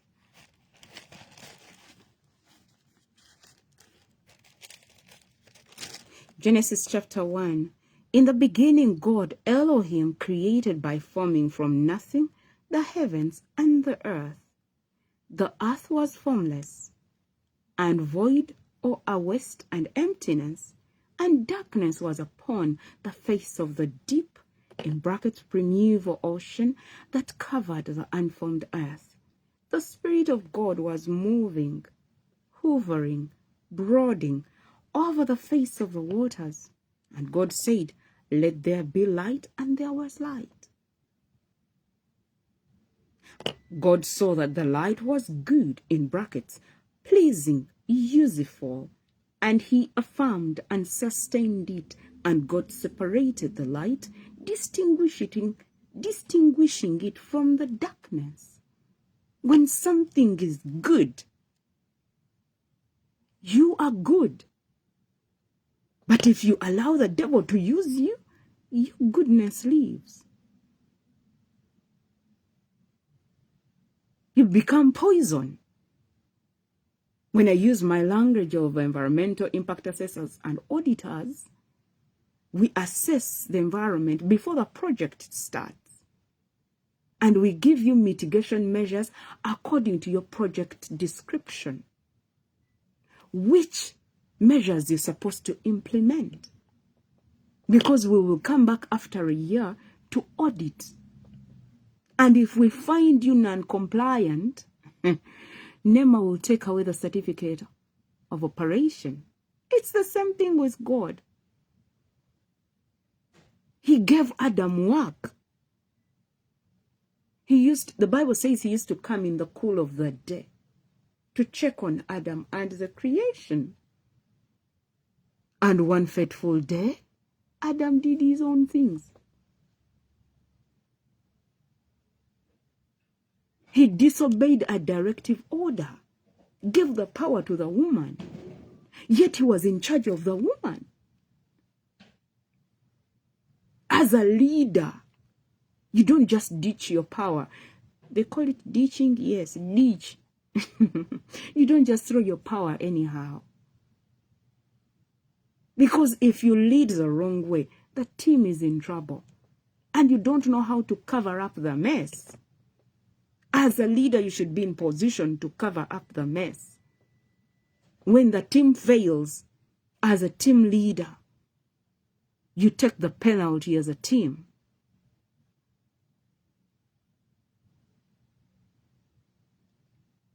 Some of you slaughter your teams. You don't want the downfall to be on you. You slaughter that entire team. I have worked with people and worked with people who slaughter others to a point of lying about them, and they call themselves leaders. After you make them good, look good in front of the big bosses, they forget and they slaughter you. They also come from parents. They have mothers and they come from families. Some are wives, some are husbands. And you think it stops there. Your child will be caught in the net. And you won't be there to defend your child. You will even have forgotten that you did something of a kind to someone. It might not happen today. It might not happen tomorrow. It might take years.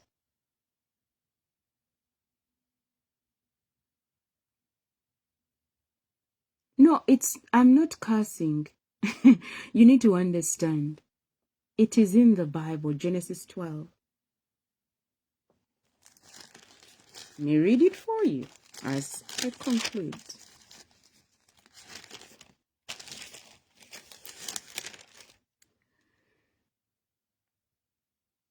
Genesis 12. Now in Haran the Lord had said to Abram, now remove Abram and put your name. Go away from your country and from your relatives and from your father's house to the land which I'll show you. And I will make you a great nation. And I will bless you abundantly and make your name great, exalted, distinguished, and you shall be a blessing, a source of great good to others. And I will bless you. And I will bless in brackets. The word blessing, he said up, and you shall be a blessing, a source of great. When you are a blessing, you are a source of great good to others. If you ever touch someone who is a source of great good to others, and you destroy that person, he continues to say, and I will bless, do good for, benefit those who bless you. When you bless me, God blesses you. And I will curse that is subject to my wrath and judgment. The one who curses, in brackets, despises, dishonors, has contempt for you.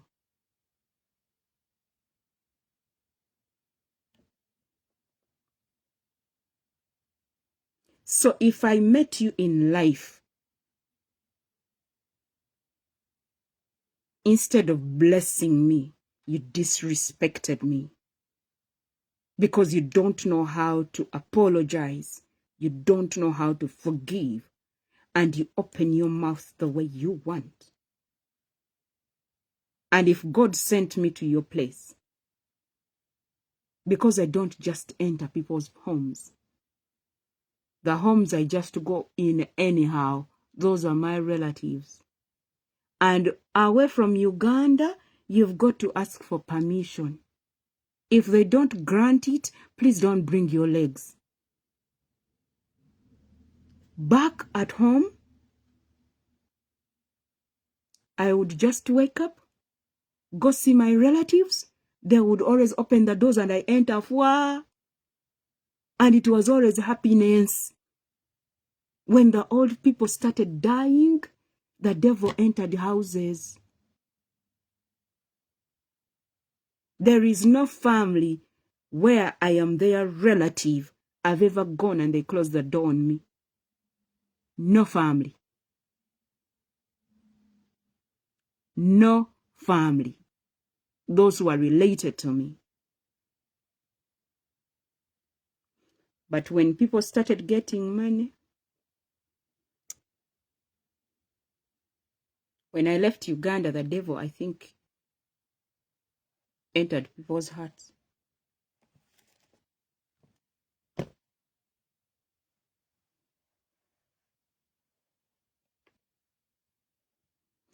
If you didn't get cursed, you got blessed with your mouth. If you did not get a blessing from me, you stayed with a curse. When you get annoyed with someone, you sit and talk about things. You don't listen to rumors and disrespect people because of rumors. A leader does not behave like that. When you hear something wrong, that someone did something to you, sit and talk about it as someone who has a relationship with God. Because you're going to go away with curses. And it's not going to only affect you. It's going to affect your children, going to affect the entire family. One person brings a curse on the house. And you pray and things are not changing. Then God reminds you. You remember what you did? And people have not raised their children to apologize even when the truth comes out. We don't know how to apologize. Our leaders have not taught us that because they themselves don't apologize. The people, the men and women that apologize, their level of humility is high. They don't just teach about the fruits. They have bared the fruits. That is why the people they lead are growing. There is no stunted growth.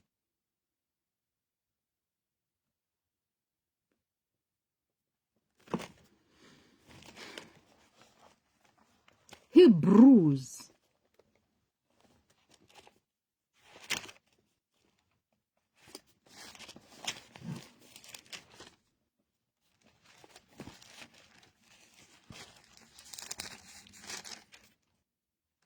You know, when they are counseling married people, they tell them that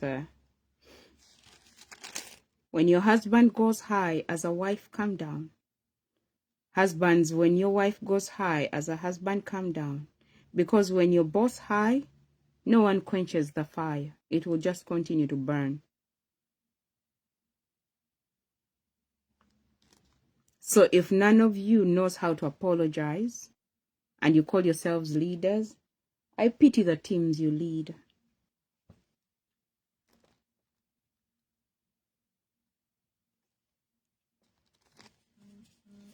Let's first go to Job. Job chapter 38.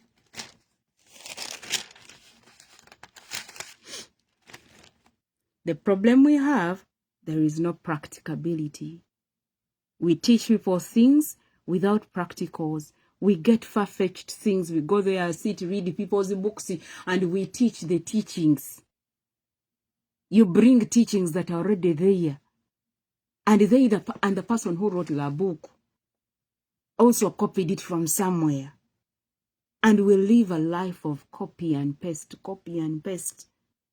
How someone starts building churches because they sat down to read someone's book.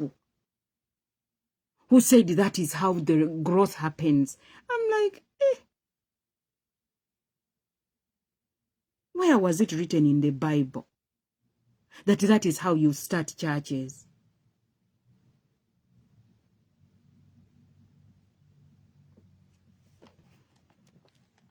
Job 38.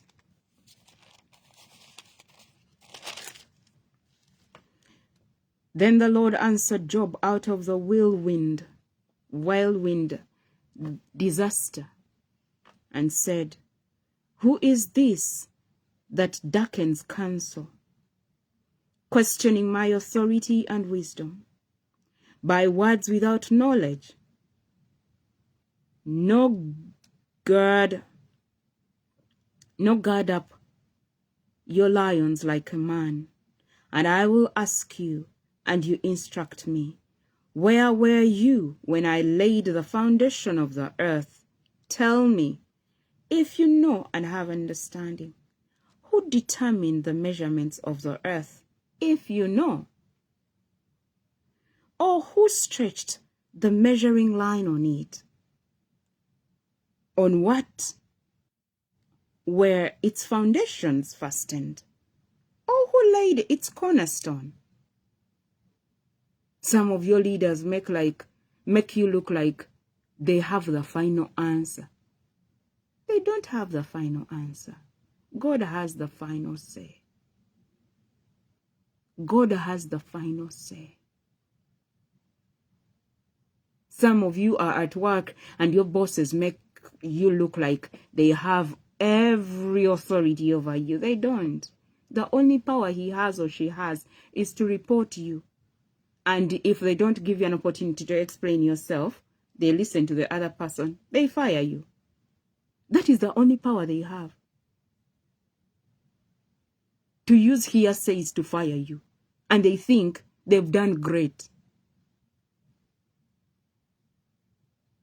The power they think they carry is to report you. The power they think they have is someone wanting your position, and they do whatever it takes to take it. And they pay them to do that. And they think there is a blessing there. Because some companies, they pay you to they pay you to fire people. Someone's job, they don't work, they just walk around to look for someone to fire. How you even go back in your bed and you sleep in your bed and you caused someone being fired because you lied about them. I'm like, really? And you even eat that money comfortably. And you enjoy the high position comfortably. I'm like, this is how parents are raising their kids. These are the leaders they are telling us.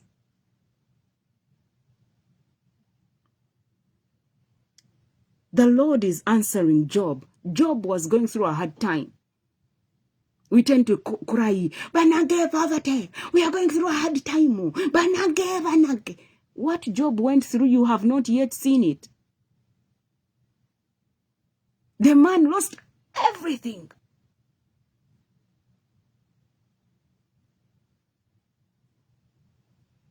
The devil asked for permission to touch Job. God told him, touch, but not his life. Don't take his life. Because Job was under a test. Many times we are under tests. And when we are in despair, discouragements, we tend to go out of line in all your government.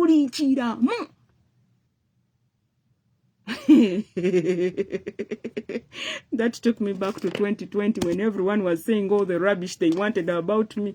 I kept quiet and I said, this is serious. Do you know that I carry the truth? When I tell people the truth, those phone calls you've made for each other across the globe, do you know that you're going to swallow your words?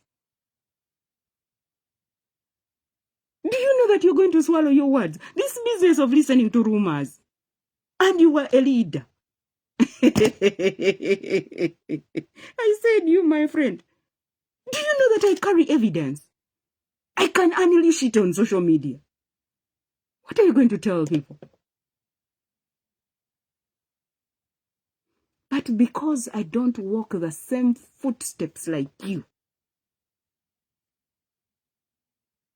I agreed to be the bad one. Some of you even sit there and you say, yeah, you dealt with her the right way. She deserved it. I kept quiet and I'm like,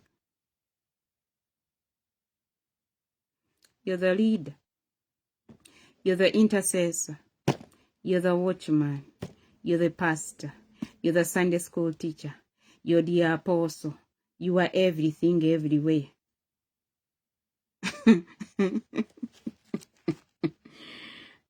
I am just a watchman, not title. A nation at the crossroad. There are other kids in this book and they've never started on their work.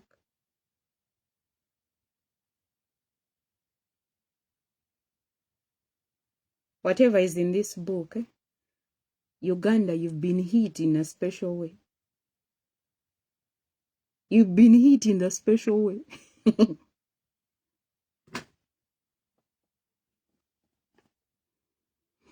It talks about being thrown out of other countries. People dying in other countries. The kids of Uganda dying in other... I read this book. I closed it in 2018 and I said, Japan. I said, you know, she. And the Lord sent someone to tell me, tell Esther to do my work. If she refuses, I'll bring her back. I was like, okay, it is getting hot in here. Then I told the Lord, you want me to do your work, create a way out. Because this work is sensitive, I can't do it around people. I can't do it when people have their programs. I am running on other people's programs because I'm not in my own space. I don't have my own space. And God created a way. When God wanted Israel out of Egypt, He touched the heart of Pharaoh to show Pharaoh that he is in charge.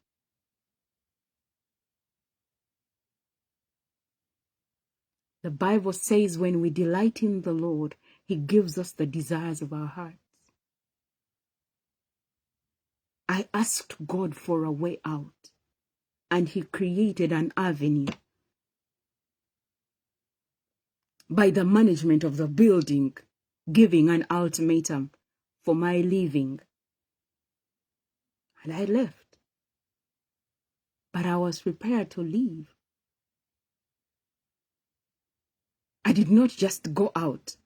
I was ready to go.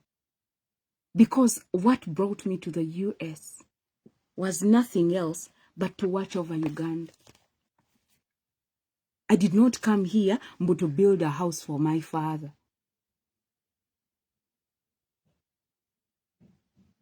That is secondary.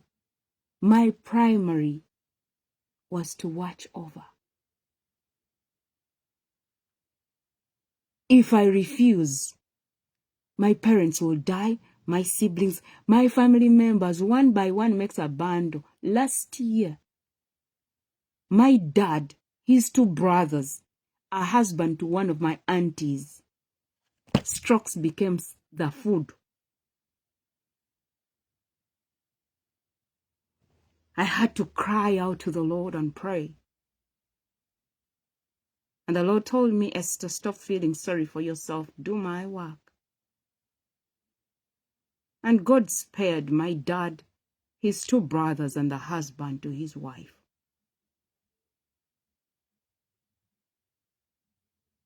To a husband to my dad's sister.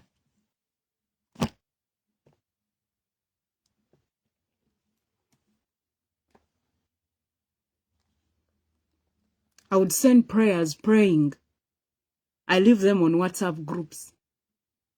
And people just look at them and continue. Some don't even check. Some even quarrel in their boxes and in their houses.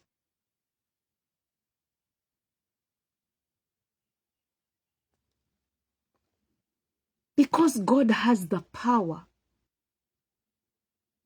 It is not man.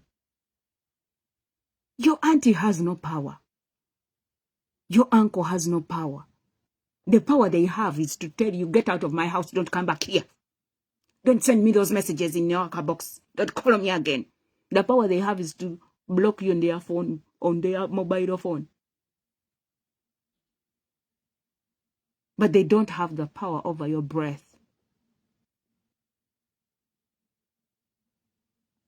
The power they have is to tell their children not to talk to you.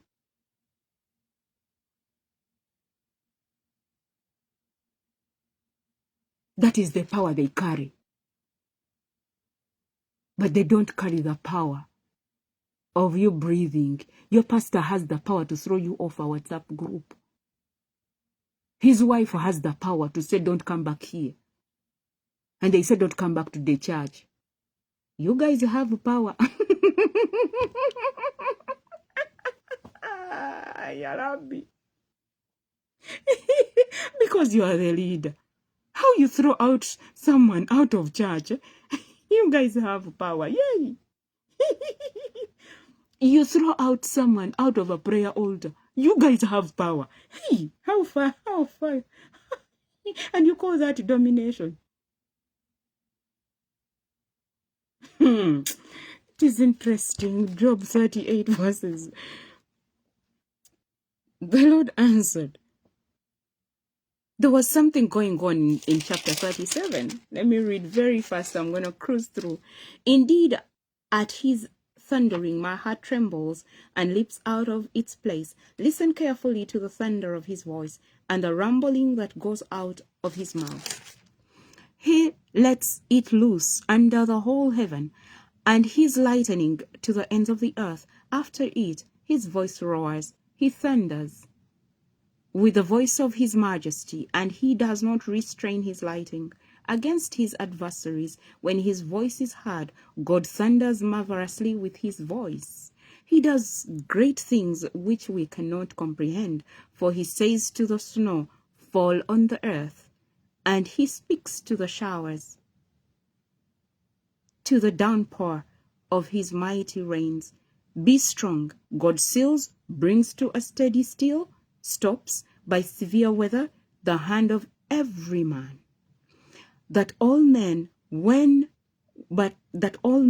whom he has made may know his work, that is his sovereign power and their subjection to it. Then the beast goes into its lair and remains in its hiding place. Out of its chamber comes the storm, and cold from the north wind. Ice is made by the breath of God.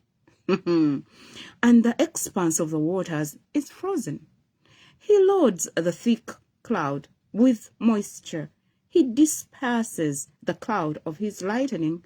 Its direction is turned around by his guidance, that it may do whatever he commands it on the face of the inhabited earth, whether it be for correction or for his earth generally, or for his mercy and loving kindness, he causes it to happen. Listen to this, Job. Stand still and consider the wonders of God. Do you know how God establishes and commands them and makes the lightning of his storm cloud shine? Do you know about the layers of thick clouds and how they are balanced and poised in the heavens? The wonderful works of him who is perfect in knowledge, You whose garments are hot, when he quiets the earth in sultry summer with the oppressive south wind, can you with him spread out the sky, strong as a molten mirror? Tell us, Job, what words of man shall we say to such a being? We cannot start our case because of darkness. That is, we cannot state our case because of darkness. That is, our ignorance in the presence of the unsearchable God.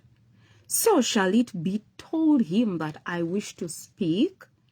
Or should a man say that he would be swallowed up and destroyed by God? Now people cannot look at the light when it is bright in the skies without being blinded. When the wind has passed and cleared them, out of the north comes golden splendor, and people can hardly look on it. Around God is awesome splendor and majesty, far too glorious for man's eyes. The mighty, the Almighty, we cannot find him.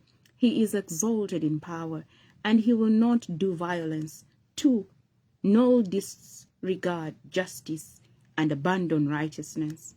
Men therefore fear him. He does not regard nor respect any who is wise in heart, in their own understanding and consent.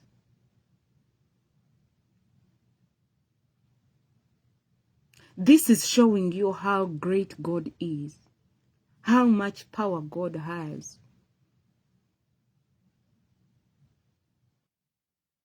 That even in your despair, you need to learn how to glorify God, to look beyond your problem.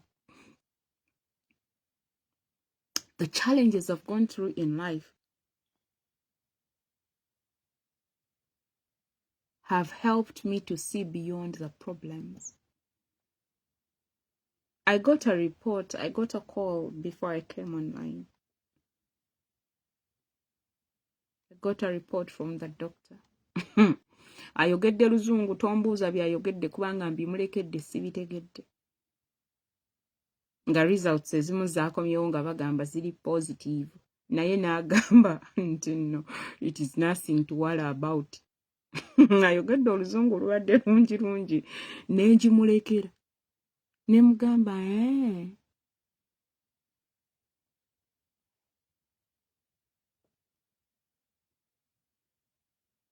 Because I'm at that level in my life, whether the report is negative, positive, kiyamba ye musawo nze tekinyamba. What more can the devil bring on the table? What more can man say about me that will take me off the grid? As I okay, the doctor says that about my health. Good. What does God say about it? And I'm like, if things are like that, let me spend my rest of my life by doing what is right and serving my God. I want to see God. I don't want to see the President of the United States of America. I want to see God. And we saw earlier that blessed are those who are what? Pure in heart. They become children, they see God. He's the one who created me. Not the president of any country. Not the king of any country. When my mother got pregnant, they didn't get to know. They only saw when her bed is becoming bigger. They didn't know even what she was carrying. Mama did not do a scan to know the sex of the baby. When I popped, at some point, they expected a boy. I popped and it's a girl. Oh, my friend, it was a parafurapare. God had given them a message about their firstborn. And I am their firstborn, not my sister, not my brother. I'm their firstborn. Now whatever you say there, what God said about me is what is important. What my friends have said about me, what pastors have said about me, it helps them and their families and their teams they lead.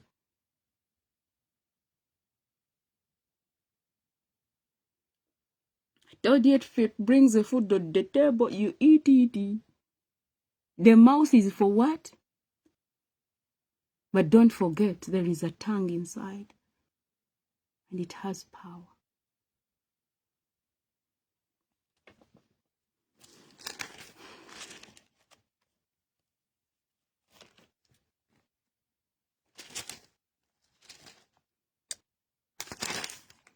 Verses 7 of Job 38. When the morning stars sang together, and all the sons of God, angels shouted for. When the morning stars sang together, and all the sons of God, angels shouted for joy. Oh, who enclosed the sea with doors when it burst forth and went out of the womb? When I made the clouds its garment, and thick darkness is swindling burned, and marked for it my appointed boundary, and set bars and doors defining the shorelines, and said, this far you shall come, but no farther, and here your proud waves shall stop, and here your proud waves shall stop. This is God talking to Job about everything he's in charge of.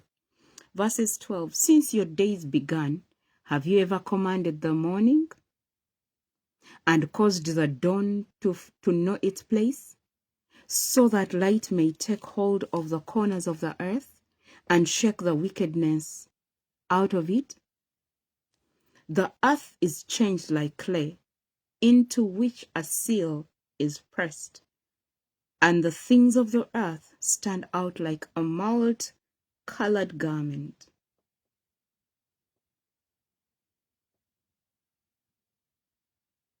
You wake up in the morning and your nose has no cockroach. You're breathing. Then afterwards you dress up and you go out there and you say whatever you want to say about anyone. And you make people feel like you have the power. You have the power in which jurisdiction? And how are you using that power? Because anything can happen. Hebrews 11.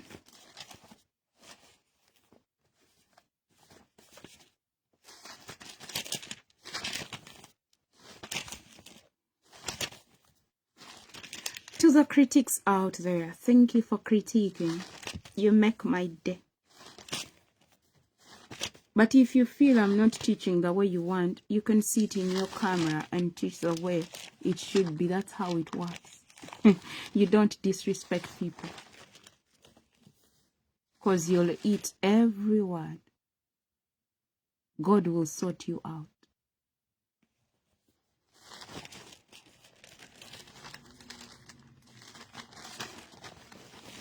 When you get to understand the power God gave you, that's how you quiet people and their noise. Because you have children.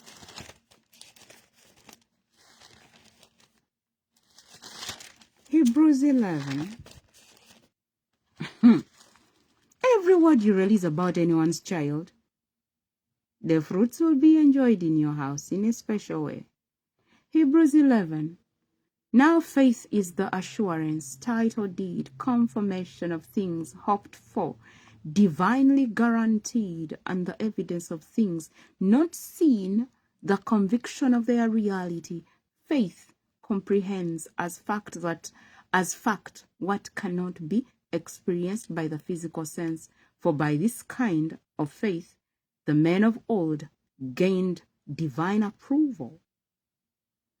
By faith, that is, with an inherent trust and enduring confidence in the power, wisdom, and goodness of God, we understand that the worlds, in brackets, universe, ages, close the bracket, were framed and created, formed, put in order, and equipped for their intended purpose by the word of God, so that what is seen was not made out of the things which are visible.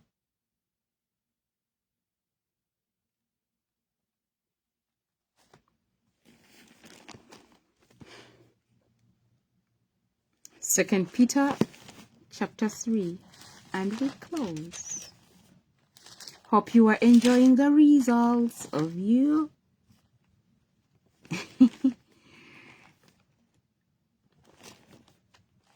vote.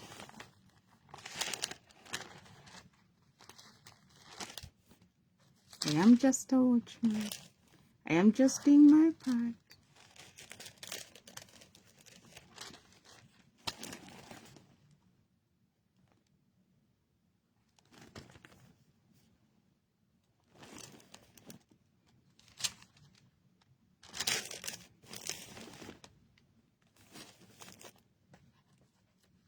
Second Peter chapter 3.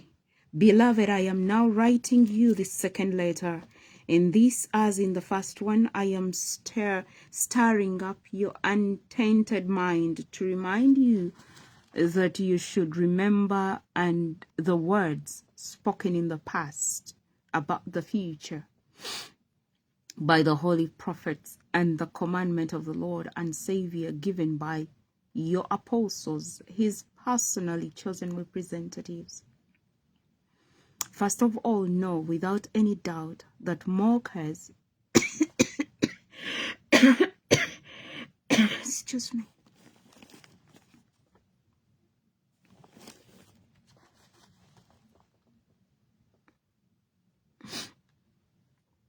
First of all,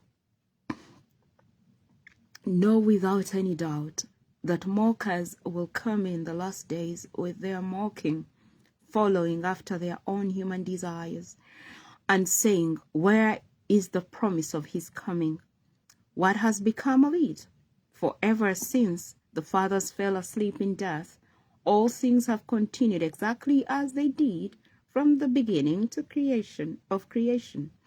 For they willingly forget the fact that the heavens existed long ago by the word of God, and the earth was formed out of water and by water, through which the world at that time was destroyed by being flooded with water.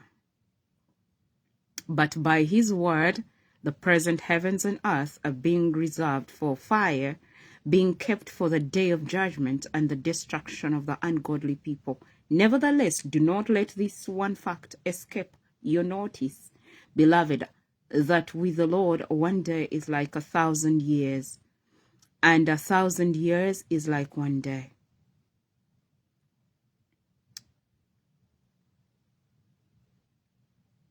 So better learn how to number your days.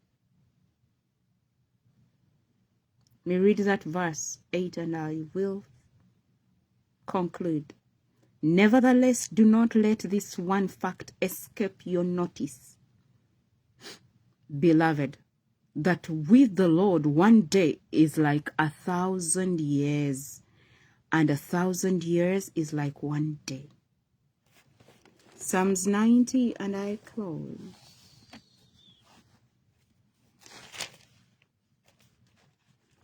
Better is one day in your courts. Better is one day in your house. Better is one day in your courts than 1,000 elsewhere. Oh, better is one day in your courts. Psalms 90. A prayer of Moses, the man of God.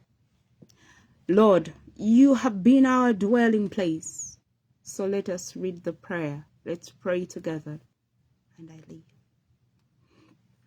Lord, you have been our dwelling place, our refuge, our sanctuary, our stability in all generations.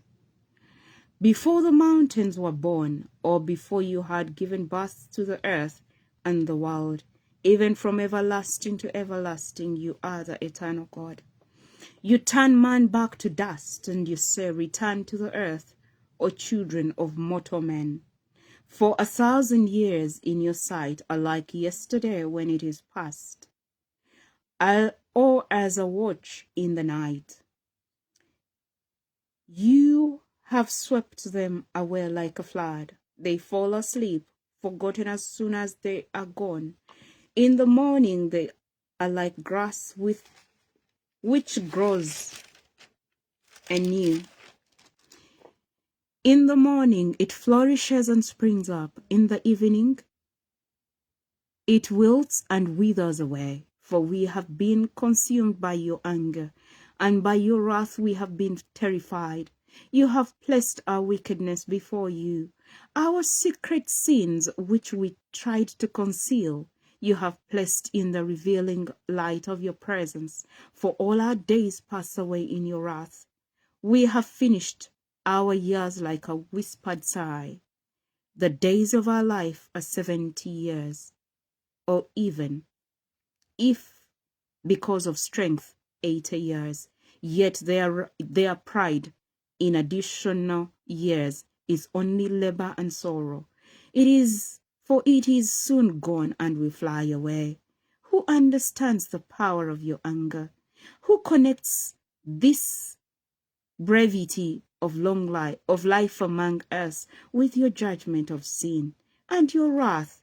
Who connects it with the reverent fear that is due you? So teach us to number our days, O Father, that we may cultivate and bring to you a heart of wisdom. Turn, O Lord, from your fierce anger. How long will it be? So be compassionate toward your servants. Revoke your sentence. Satisfy us with your loving kindness in the morning, now before we grow older, that we may rejoice and be glad all our days. Make us glad in proportion to the days you have afflicted us, and the years we have suffered evil. Let your work, the signs of your power, be revealed to your servants, and your glorious majesty to their children. And let the gracious favor of the Lord our God be on us. Confirm for us the work of your hands. Yes, confirm the work of our hands. May that prayer go with you, with your families. I used to wonder why my dad wanted only 80 years. It comes from this psalm. Because after 80, if you haven't been walking right with God,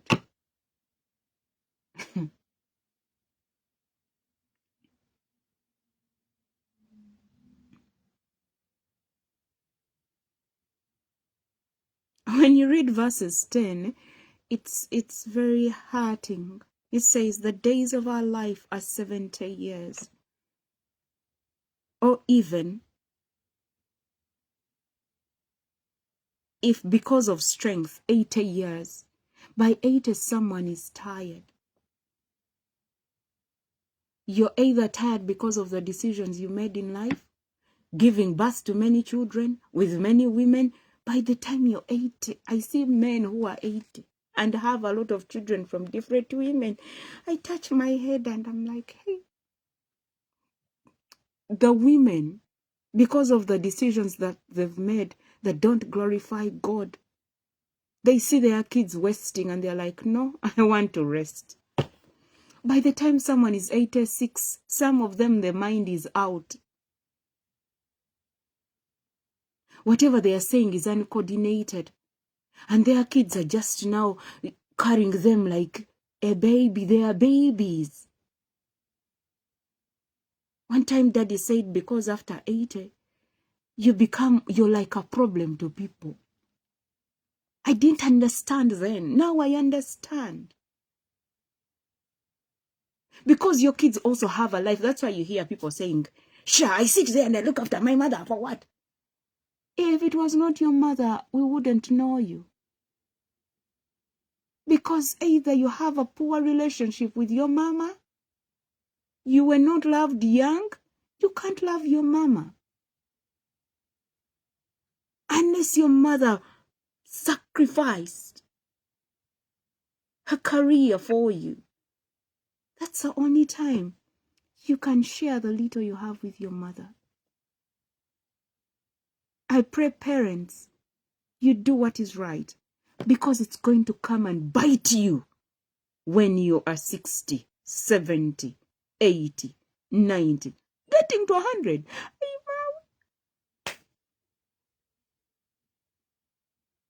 I've been around old people for too long to know how they feel. My private time is mainly spent with people who are old in age. And they love talking because they want a listener. I always listen. I told the Lord, by the time I am this age, I don't want to be miserable. Most of these guys are miserable and they need prayers. And they are blaming them for how they raised their kids. They're like, can you imagine? I tell my son to come and see me.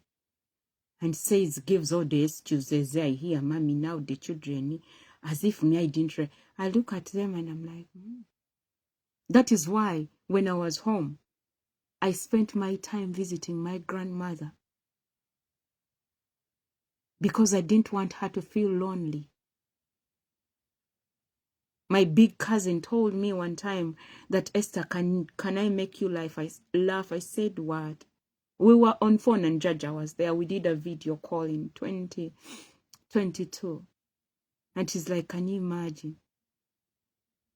Jaja no longer wants us to leave. Actually, it was not 2022, 2023. She's like, Jaja doesn't want us to leave. You remember those days you come to visit Jaja and she says, please go home, it is getting late. Jaja wants us to spend the night. You don't know how I missed those moments. I did video calls. I took screenshots talking to Jaja. I have small recordings.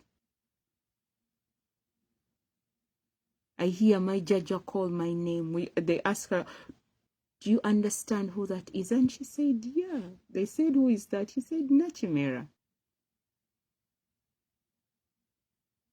Yet Jaja's mind was almost getting out slowly.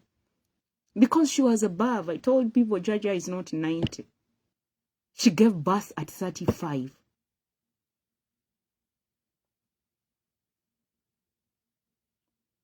If my dad is 69 now, born in September, and he's the second born, Jaja dies in 2024. She gave birth at 35. How old is that person?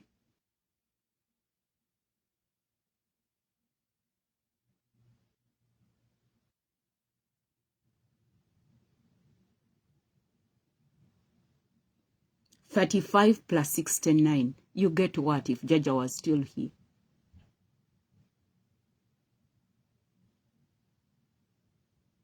I'm like, here we are not here to argue.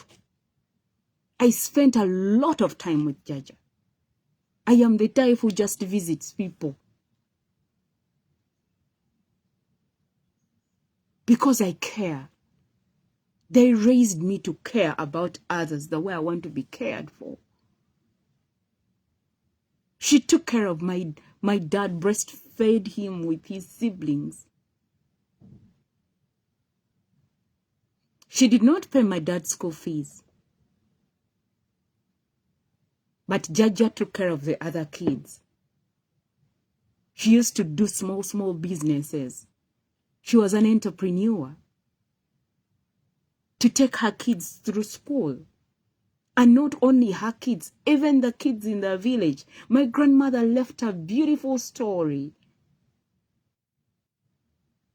in the village where she was staying. That's why they celebrated her and other people who added value to the church. On the 10th of November, 2024, I was there. I also contributed to that church through my school life as an environmental engineer,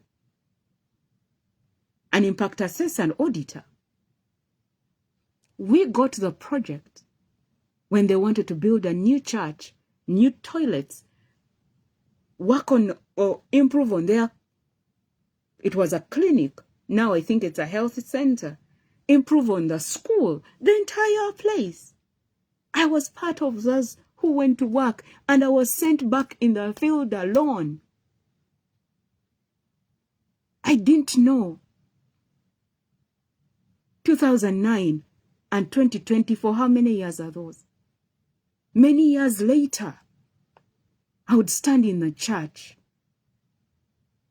whose approval through NEMA, I was part of it.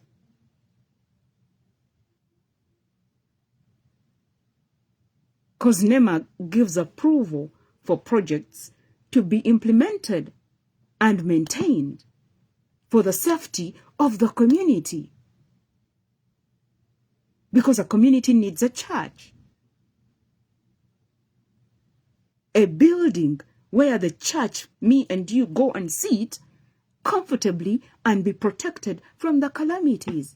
But the building has to have the right measurements for the safety of the community.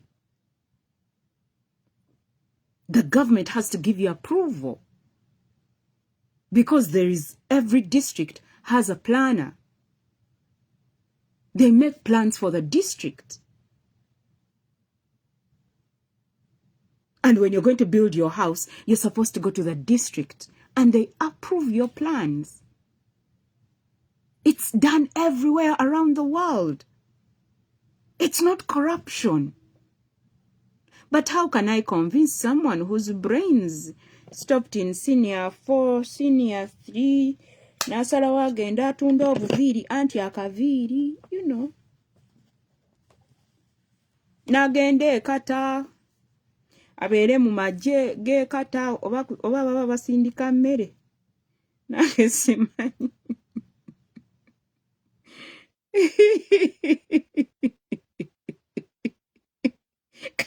I cannot sit on the same table. Go to the South Africa. N'oluzungu tolusobola. Ndekaane naawe. Obudde siba sibulina. But anywho, hope the results are out. Oba mukyabala. Ogwafe gwa kubalaba. By the way, if you're sending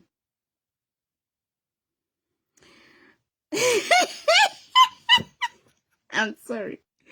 If you're sending wave, if you're sending money from the US and it goes out of the US, they added one. Let me read for you the message. 1%. You were quarreling when they said they are going to tax the people who send money back home, your governments, and you quarreled and you abused the president. I'm like, okay, let me see if the Americans will also abuse their president. Where is the message? I was sent a message. Let me help you, you who are not informed and you love making noise for us. Make sure you see the message. Where is the message?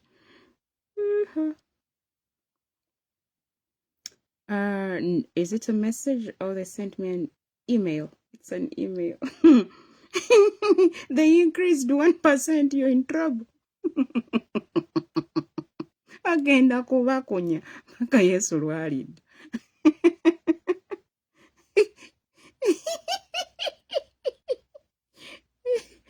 Ayi maawe. Olemo. Bano baakututuga. Hi, Nnakimera. We hope this message finds you well. As part of our community to providing you with the best service possible. We are writing to inform you about an important update to US law that may affect your experience. As of January 1st, 2026, the US government has imposed a 1% tax on international transfers funded by cash, money orders, cashier's checks. Transfers funded through the US issued bank account, debit card, or credit card are not affected. So, digital transfers will pay zero tax.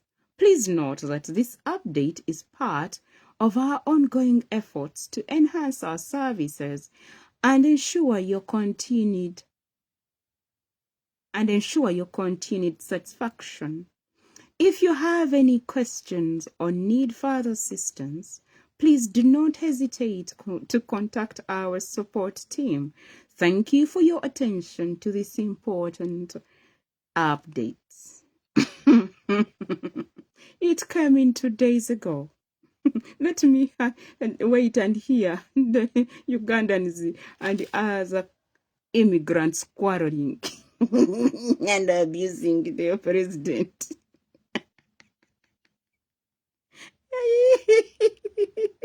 Aye, mawe. I tell what's going on. Dear Miles and Smiles member, in order to provide you with a better experience, we are renewing our Miles and Smiles infrastructure. Those who use this that I'm reading, they know themselves.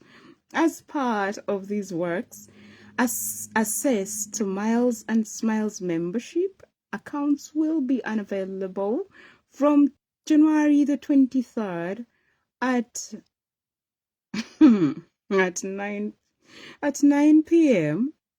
until January the 24th at 11:59. During the outage, it will not be possible to create new memberships, issue award tickets, or carry out any membership. Related transactions should only transactions through any channel, including online channels, sales offices, and the call center. Therefore, we kindly ask you to complete your membership-related transactions either before or after the specified date range. We would like to remind you that you may continue to earn miles from your flights and other transactions during this period. The miles earned during the outage will be credited to your account at a later date. Those who use Miles and Smiles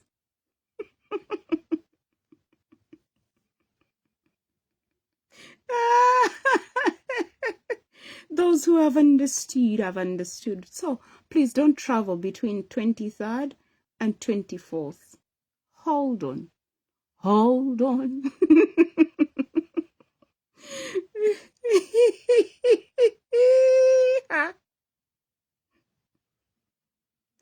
Otherwise, it is always an honor to sit here. I am enjoying my life.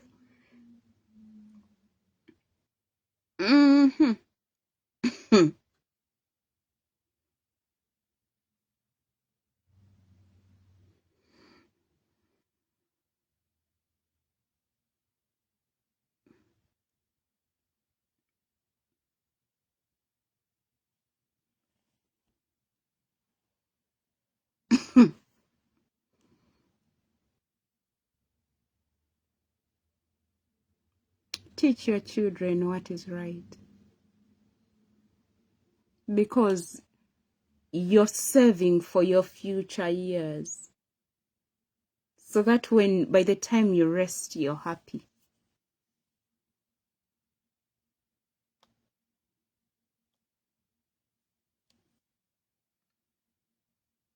Careful, you sit in those cameras and you say all you want to say. And you become an international embarrassment to your family.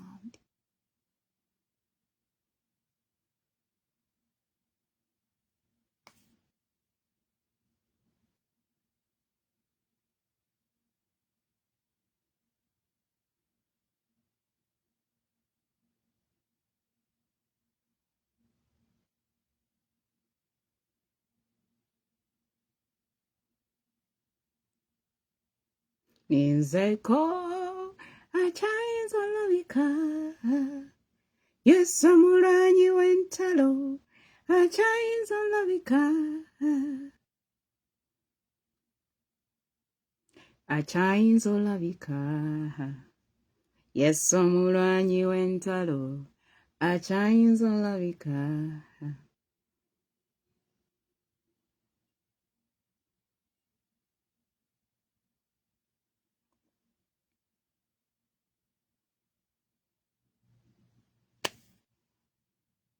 In 2026,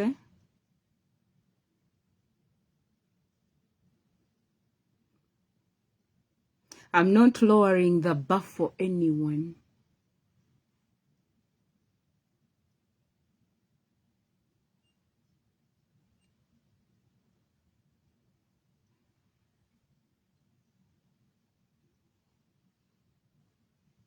Overtime,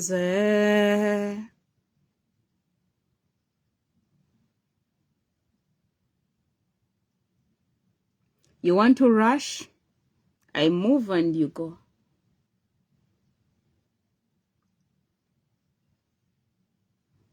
Achayinza olabika, Yesu omulanyi w'entalo achayinza olabika.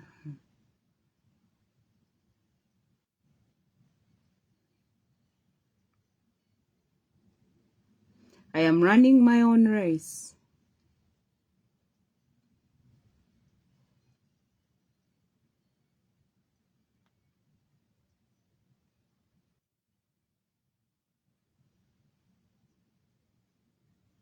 Everyone is important.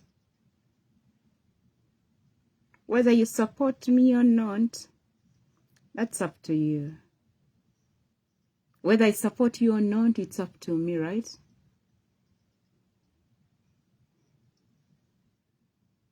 At the end of the day, that my children will eat the fruits of my actions. And I'll go to give accountability for everything.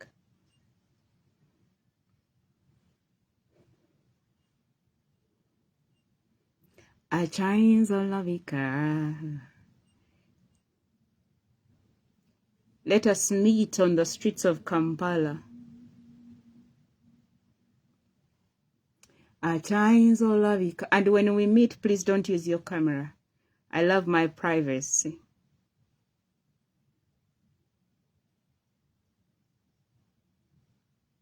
Achayinza olabika. You don't put me in your videos. You've got to ask for permission. My privacy is important to me. Achayinza olabika. Yes. You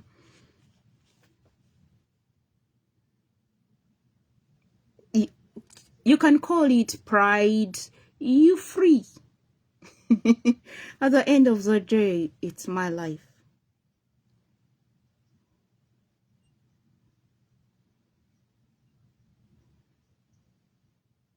I take my life slow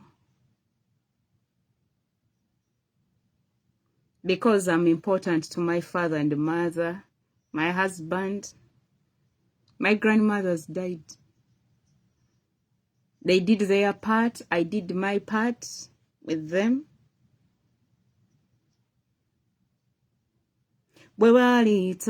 Everything was made better. better, better, better. I'm important to those God has chosen to be on my journey of life. Lisingako mugati ne butter. I'm important to Uganda. Ninya Yesu. Liwoma, liwoma. To warn them so that they don't die aimlessly. Erinnya la Yesu nga liwoma. I'm important to the flag. Erinnya la Yesu nga liwoma. Liwoma. I'm important. Mama nampita nangamba mwana wange jangu nkuwulire. I watch over the land. So, if you're rushing, please go. You're the president's daughter. You're the important to that TV station. I don't work on a TV station.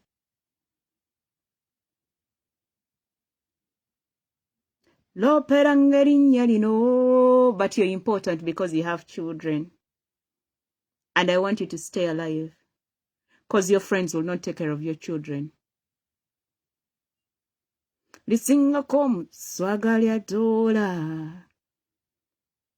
When you die, your pastor will come and give them a speech and he walks away. He cannot take care of your kids. But when you needed help in church, so I want you to live longer so that your last born at least is 30 years. That when you go, when your last born is 30, they are not left in space. But if you're going to go when those kids are mama mazeo, your pastor, the best he can do is pray. And now your pastor is fasting, he's hiding. He will not come for burial. They do that a lot. Hey!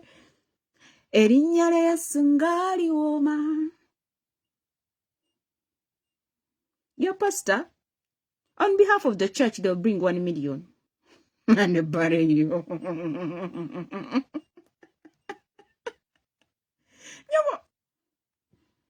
But your welfare, they don't even know where you stood. That is man for you.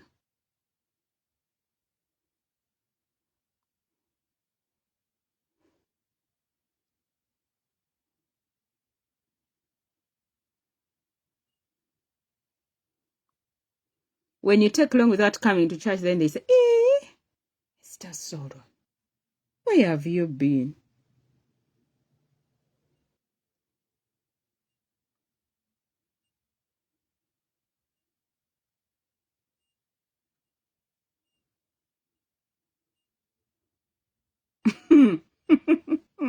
Nyobo gaga, ano bufumbo. Gwanonya bana, ano kuona. When people are in trouble, they look for you. When trouble leaves and they get bigger sponsors, you're useless.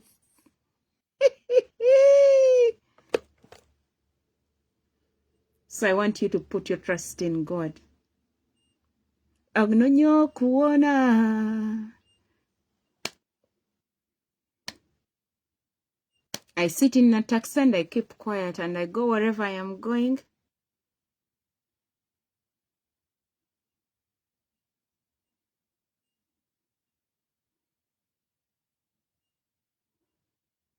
When I come at the airport, keep off, please. Stay in your lane.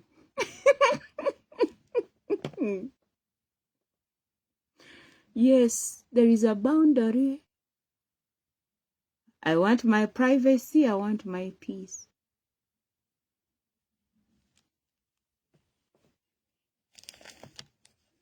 I enter the country, spend the days I'm given with the visa, and I leave. Nerabire byonna eby'emabega kangende mu maaso. Apana nitesonga mbere. Nangirira mu linnya lya Yesu I am a conqueror.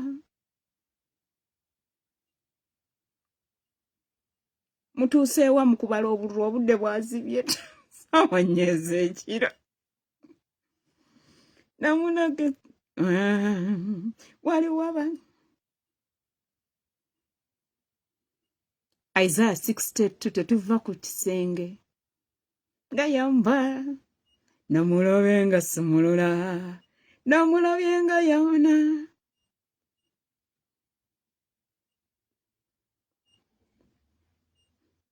You're the lecturer in America.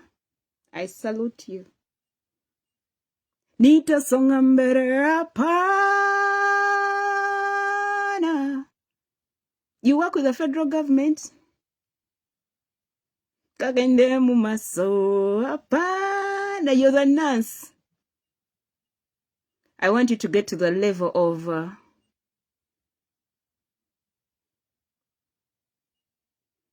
kakuwanikane kakujulikane dda mwana wa Mukama werwaneko kowoola omuliro gwa Mukama moto moto omulabe mulinnye ku nfeetwe nangirira mu linnya lya Yesu I am a conqueror. Apana. You own a church in the United States of America. You always stand on pulpits back in Uganda and you say, I pastor a church in the heart of Maryland, in the heart of Massachusetts. And I'm like, and the people clap. And I'm like, as people clap, I want God to clap for you too. Moto, moto, moto, moto.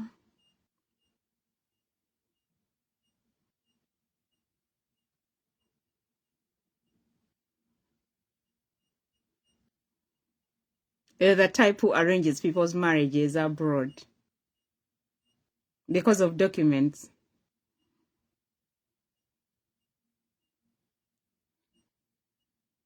You went to serve the Lord, and that is part of your assignment. You're going to pay for the consequences of those broken homes. Make sure the connections you're doing, God is part of them. Because if you connect any wrong marriage, you're going to pay for the consequences.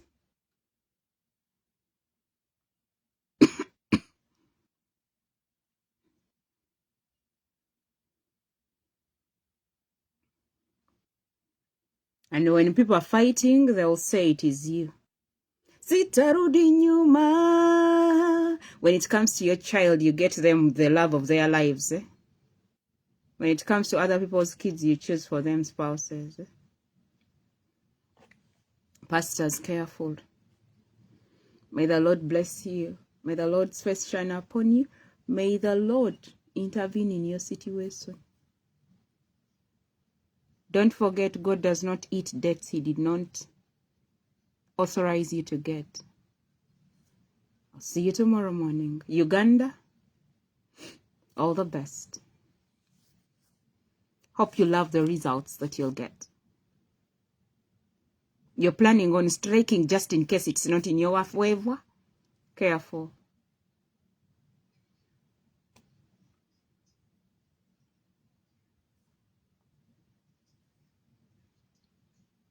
Careful when you're causing chaos.